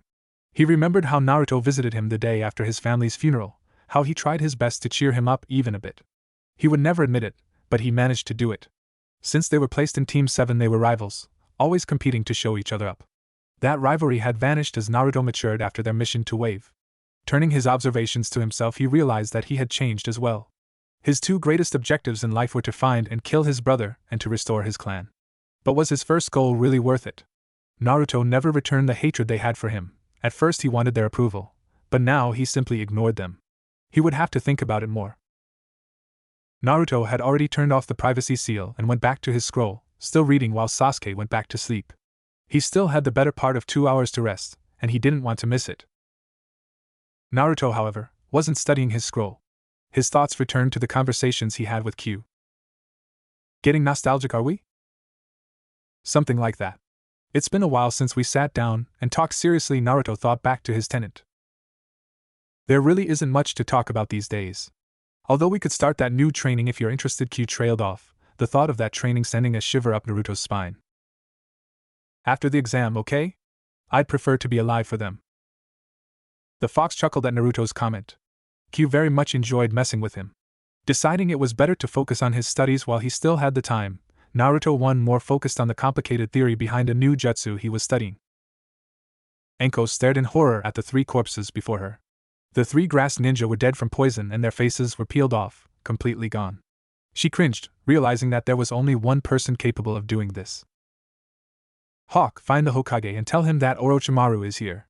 Also, get me an ANBU tracker team here. That bastard is inside the forest and on the move. Hi, Hawk answered before vanishing in search of the Hokage. Damn it, Enko angrily whispered, why did you come back now, you bastard? Naruto flinched as one of his perimeter guards dispelled himself to bring him information. A single grass nin moving at high speed, chakra signature reminiscent of Enko, suppressed to Chunin levels. Scent of snakes. All of the thoughts that currently raced through his mind were brilliantly summed in one word. Shit. He rushed over so Sasuke and Sakura, but the 2 of them were still asleep. A second later, he and 2 of his clones carrying them vacated the clearing, heading straight for the tower. As they kept jumping, the 2 sleeping bundles awoke. Ugh, Naruto? What the hell is going on? Sakura asked, still a bit groggy from her sleep. Naruto was completely focused on his current task, which was getting as far away as humanly possible from the scary chakra signature behind him. Unknown enemy with suppressed chakra brought to Chunin levels. Most likely works for Orochimaru, he quickly explained, and he's after one or all of us. The last comment brought them all up. Everyone knew just who Orochimaru was, and that he meant trouble. They started moving on their own, while the 2 clones, joined by 1 other, went back henge to draw attention and buy time. The 3 nin rushed as fast as they could towards the tower. Sasuke kept his Sharingan active even as he focused chakra into his legs to move faster. The plan and formation were simple. Get to the tower as fast as humanly possible. Naruto went in the back, with Sakura in the middle and Sasuke in the front. Naruto was nervous and scared. Orochimaru had sent someone after them, either for Sasuke's Sharingan or for Kyuubi. Sakura was probably of no interest, but would end up being used as bait.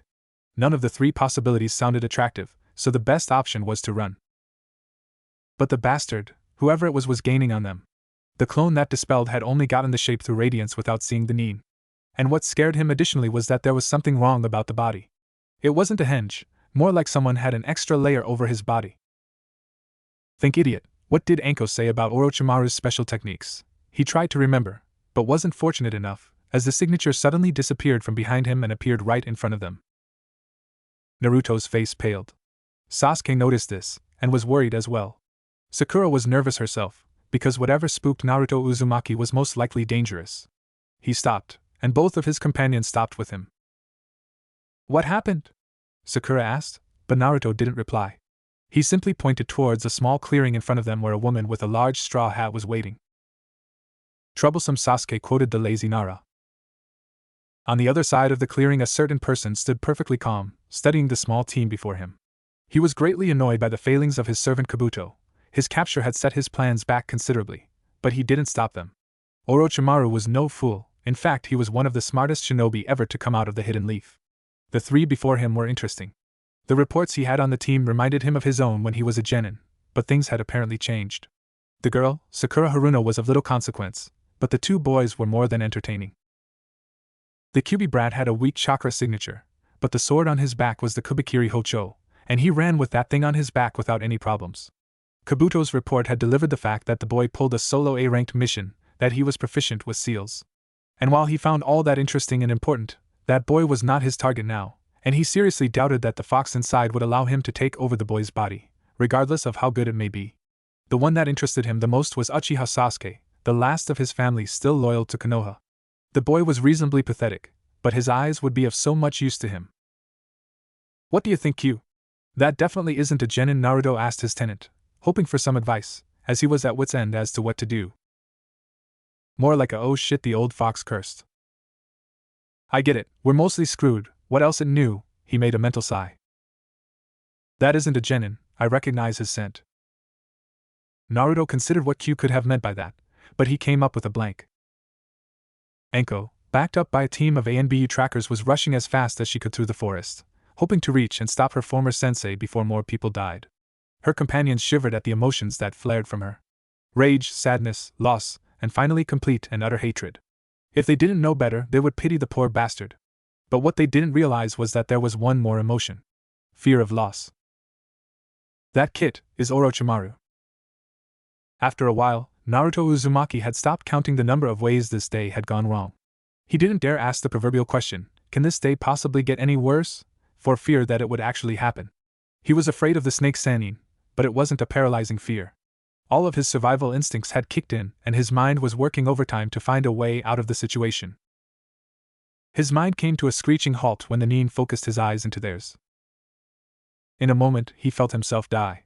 A single kunai blade had cut his jugular artery, the blood seeping out like mad, and the poison acting, and then it stopped. He silently cursed genjutsu. The others were shaken as well, but he was the luckiest. My, looks like I caught a little fox," the grass Nin said in a joking tone, an obvious edge concealed beneath the surface. Finally calming down, Naruto hoped that he could buy some time. From what Enko told him, Orochimaru was arrogant, he would most likely fail to see any of them as a threat, and his chakra was suppressed. A sneak attack perhaps? "I never figured the great Orochimaru for a poacher," Naruto said in a mocking tone, his will barely holding together. His foe chuckled. "You saw through my little disguise. I'm impressed. And you even have a sense of humor," the other replied, a single hand placed to his chest in mock surprise. "That will make hunting you all the more entertaining." They all tensed as the Nin took a step forward and started flashing through hand seals. "Here it comes," Naruto idly thought as his day got even worse. The members of Team 7 tensed up as Orochimaru started going towards them, hands flashing through hand seals, a sinister smile crossing his lips. "Naruto!" "Scatter!" Naruto shouted as Orochimaru brought his hand to his lips and exhaled a large wave of fire. Naruto cursed at the fact that he was separated from his friends, but there wasn't enough time to think of such things. His eyes widened when he saw Orochimaru bite his thumb and smear blood on a set of tattoos on his arm, followed by a series of quick hand seals. The horrifying thing was that their enemy kept perfectly silent, a dark predator stalking his prey, gauging its skills, enjoying the sensation of the hunt and their fear and desperation. Naruto was painfully aware that this enemy was far beyond his skills. The only way to buy them time would be to trick him somehow, but that wouldn't be easy, as the clearing was covered with smoke. "Oh shit," a summoning Jutsu rather bluntly explained. Naruto's reaction was delayed for just a split second, but that was more than enough for the massive sneak to leap from the cloud of smoke and tried to swallow the unfortunate blonde. Luckily, he had just enough time to dodge. Swiped on the side by the massive serpent scales, Naruto clutched his right arm, the numerous small cuts healing quickly, but most blocked by his bracers. "So much for my coat. Thank Kami I decided to test these bracers." He dodged the swiping tail of the great snake, and leaped to avoid its bite. Orochimaru was nowhere in sight, but he could feel his chakra signature going towards what he was certain was Sasuke, so that's what you're here for. But sadly enough, the gigantic snake had no intention of letting him help his friend. Growling, he summoned 3 shadow clones, while the snake brushed his other side, its sharp scales ripping through his coat and skin. But now, the scowl was replaced with a smirk, as all 4 instances of Naruto channeled massive amount of chakra into their blades, the shells shredding the bandage like cloth, before stabbing said swords into the body of the snake, unleashing all the built-up energy into its innards, completely obliterating it from within. The drain dispelled the clones, and Naruto used his limited knowledge of medical jutsu to fix up the wounds a bit, letting his healing factor take care of the rest. Now where did the other snake go? He wondered as he panted, trying to find any of the familiar chakra signatures, and smiled when he sensed a strong group heading his way. Jumping up to a nearby tree and heading up towards where he sensed Sakura and Sasuke, he once more focused his senses and prayed he would be on time. Sakura. The pink-haired girl loudly swore as she kept dodging blow after blow from a pair of clones of Orochimaru. She had been separated from both Naruto and Sasuke. The two waved their kunai, raining blows aimed at her chest, neck and head. Numerous cuts covered the girl's arms. Sakura appraised her options. Her genjutsu was utterly useless against them. She knew better than to even try. Ninjutsu? They're clones, they should be weaker than the real thing, right? What's the matter, little girl? You're not afraid, are you? The clone taunted as he swiped at her once more. Sakura deftly dodged the blow. Perhaps we should just kill you and go play with Sasuke-kun, the other taunted, getting a rise from her. Think, damn it, what did Kakashi-sensei say about fighting stronger enemies? What did Naruto say? She made a small smile as she remembered the blonde's words. She had prepared. Pulling out 4 of the prepared kunai from her belt, she prepared for her plan. She knew only a few water jutsu, as per her affinity, but that would have to do the trick. There was still enough water and moisture from the rain. She jumped back from the 2 clones, who instantly followed. She threw the 4 kunai, immediately following with hand signs. Water release, water bullet, she cried, splitting the original bullet into 2 smaller ones, and firing them at the clones. She smirked at the clones, dodged first the kunai, then the bullets. She pulled the well-hidden ninja wire attached to the kunai as they spun back towards the 2 clones.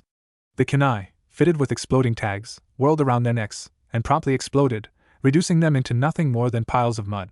She smiled at her success and popped a chakra pill into her mouth, preparing to go after her teammates. Sasuke. At a fair distance from the others, Sasuke Uchiha was deeply concerned for his survival.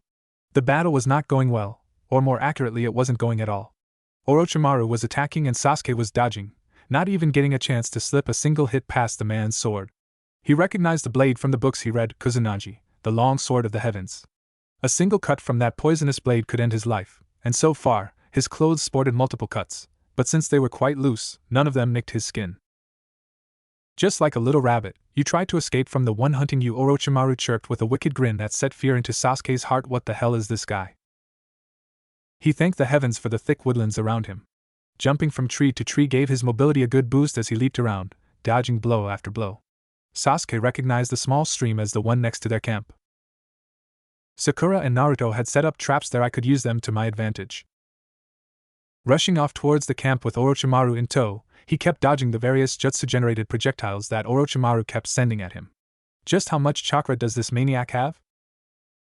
The campsite was finally in sight, and Sasuke smirked as his Sharingan allowed him to identify most of the traps. Now all that was left was to pull the enemy in, and spring the traps. Orochimaru charged in after the boy. He had already detected the traps, but was curious as to how the boy would use them. After all, it would do no good to have a weak and stupid body, now would it? Sasuke aptly dodged the blows from various traps around him, mostly because his Sharingan was able to see through them. Intentionally tripping a wire, he dodged to the right, as a massive log came crashing down, and almost hit the snake Sannin, missing only because of his unnatural flexibility and years of experience. Cursing, he waited for Orochimaru to get close, before simultaneously tripping 2 other traps, sending a rain of kunai and saban needles at their location, while using substitution to get out of the way. A short grin replaced his scowl when he saw Orochimaru riddled with projectiles, but that quickly faded as he collapsed into a pile of mud. The process was repeated many times, each trap deftly avoided by the older ninja, who was constantly grinning. Sasuke decided to finally spring the last set of traps at the same time, as there were only 3 left. Drawing Orochimaru to the small clearing next to the camp, he used his kunai to cut the 2 wires, while pulling the 3rd one with his hand. Orochimaru stood still as a hailstorm of projectiles now descended on him. He grinned. The grin never faded as Orochimaru dodged kunai, shuriken, saban needles, explosive tags, rocks, logs and even a few larger boulders, and Sasuke was sweating and panting as they stopped for a moment. That was entertaining, Orochimaru said in a polite tone. Let's move on to the next phase of the test. Test? Sasuke wondered, but his thoughts were quickly interrupted when the snake's Sannin started going through hand seals. Wind release. Great breakthrough, he calmly spoke as he exhaled a blast of wind. Sasuke used chakra to hold himself to the ground, but the wind started cutting him up in many places. But he still stood. What the hell is he doing? He acts like he's trying to kill me, but then he chooses weaker attacks? And he did mention something about a test. Not bad, little Sasuke, he said with a sinister grin, flashing through hand seals again and sending a large ball of fire towards him, but you're still no match for your brother. In that moment, Sasuke snapped. He was afraid, nervous, angry, tired, and that last comment simply broke the dam. The fear was gone, and so was the rage. The world stood still as he felt a burning pain in his eyes. The color from the world bled away, and two figures appeared before him. One was his brother, Itachi, the other was Naruto. Both had a sad look on their faces. You will have to choose, little brother, the figure of the older Uchiha said in a kind but sad tone. Naruto simply nodded. What is your choice? To lose yourself to your rage and desire for vengeance? To embrace your hatred of me? Or to let it go? The Naruto figure added. The choice is finally yours. Sasuke stood shocked at the situation in front of him. A moment ago, he was in the middle of a fierce battle, and now he was talking to what were probably the two most influential figures in his life. To embrace the hatred or to let it go, he thought as the two figures stood still before him. His mind raced through his memories. The day of the massacre, the academy afterward, the time with Team 7, the crazy picture the four of them took, where he and Naruto were scowling at each other while Sakura and Kakashi were smiling. He realized something. He wasn't alone. Even if he wanted to stop his brother, he wasn't alone anymore. And he didn't have to be ever again. And I called Naruto a dope, he thought as a smile came to the raven-haired boy's lips. Thank you, he said to both figures, who in turn smiled back at him. The flood of emotions was gone, and color returned to his world. What he didn't notice was that the Sharingan of his eyes was swirling wildly, the two tomos splitting into a third. The world started moving once more, but everything seemed slowed down to him. He easily dodged a fireball heading for him. He could actually stand and study the hand seals that Orochimaru was using one by one. With a wide grin, he realized what was happening. On the other side of the duel, Orochimaru was considering whether to be happy or annoyed. He decided to settle for the second when the boy returned the jutsu he had just sent at him. Things were definitely not going according to plan. Then again, things rarely did in life. He made a smile, a downright scary construction on his face as his snake-like tongue hissed. Sasuke enjoyed watching the world in slow motion. The pull on his chakra was hard, but now it was much easier to dodge the attacks of his enemy. He watched the shadowy form of Orochimaru perform each action a few moments before the original, giving him just enough time to react accordingly. His chakra was too low for more than a few jutsu, but he had just enough to start using the gloves that Naruto made for him, or the wakizashi. Deciding to keep the sword sheathed, he started pulling out shuriken from the seal, each charged with a small amount of lightning chakra. Orochimaru raised a curious eyebrow at the action but kept throwing his own kunai at the boy, mixing it up with a few jutsu. Now Sasuke was even more sure that Orochimaru wasn't really trying to kill him. Pulling the 8 shuriken he had between his fingers, he prepared his jutsu. Fire release, Phoenix fire! He yelled as he launched 10 small fireballs at his enemy, who smirked and blocked them with his sword. Orochimaru cursed as he failed to notice the shuriken hidden right behind the fireballs, each passing just a moment after he shifted his guard. None of them dealt serious damage, but the small charge they all had messed a bit with his muscles. He also noticed a number of chakra signatures heading his way. While he could probably beat them, it wasn't worth the risk. Kukuka, looks like it's time I stopped playing around, Sasuke-kun, he said, licking his lips in the process, which sent a shiver up Sasuke's spine. Sasuke tensed as his enemy charged at him, deftly dodging the kunai he started throwing as a last resort, hoping to at least buy some time. Naruto cursed as he ran. He could feel the others closing in, but now he could also see the damnable snake closing in on his friend. He almost tripped when he saw his neck extending and the fangs heading straight to bite the boy on the neck. Please let me make it on time, he quietly prayed, sending all the chakra he had into his feet. As he drew closer and closer, so did the head of the snake sending to its victim. Enko, supported by a full tracker team of 4 ANBU, was chasing after Naruto's no longer suppressed chakra signature. But what she saw made her blood freeze. Sasuke was on his back a couple of meters from Naruto, who was lifted 2 feet from the ground, with Orochimaru's fangs stuck in his neck. She knew what it meant too well. A few meters away, Sasuke was lying on the ground trying to piece together what just happened. In one moment he was staring down into Orochimaru's yellow slitted eyes as he brought his head forward to bite him. He was too exhausted to move when he felt a pull. In the next moment, he was a couple of meters away from the snake Sannin, who was now biting Naruto on the neck. He dropped the boy's unconscious body to the ground, visibly displeased, before he turned, looking somewhere behind Sasuke. "Enko-chan, it's been a while, what brings you here?" Orochimaru asked in a polite tone. Enko's blood was now boiling. That slimy bastard had messed up another life, and it was the life of someone important to her.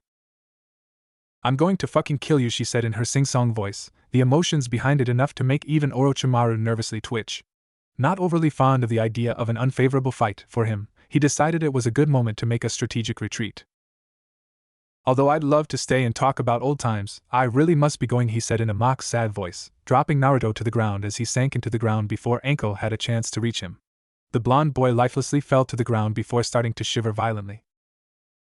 Sasuke, who had barely recovered from the events, got up and rushed to his friend's side, joining Enko, who was already there, and was soon joined by a tired Sakura. Enko was watching the area between the boy's shoulder and neck with a mixture of fear, hope and morbid curiosity, as a strange seal kept trying to form, only to lose its shape. Naruto's Mindscape.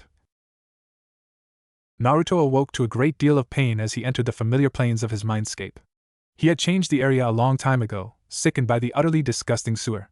The vast plains before him were placed in an eternal twilight, the last rays of the sun giving way to the moon and stars above. He had shaped the land after the landscape from his visit to the south. In the distance glistened the golden light of the sun reflected in the ocean waters.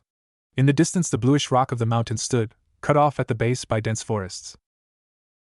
His enjoyment of the majestic landscape was interrupted by another wave of pain. He shakily got up to notice two figures standing atop a large stone dais. The first was Orochimaru, sans his usual laughter. The second was one of his first friends. A regal man with crimson hair that reached his shoulders, dressed in a formal red kimono.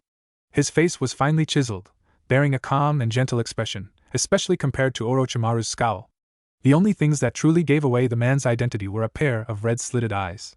Kyuubi stared at his opponent, the two of them locked in a contest of will, each having his own plan for the boy. "Kit!" Q loudly called, "if you would be so kind to get your hide over here and help me cast out this intruder from your mind and soul." Naruto quickly nodded and rushed over. As soon as he stepped on the stone dais, he felt the immense pressure of an alien will. But what was truly horrible were the whispers and images. He saw his home burning, himself on top laughing wildly as he stabbed Kakashi through the throat. "Do you wish power?"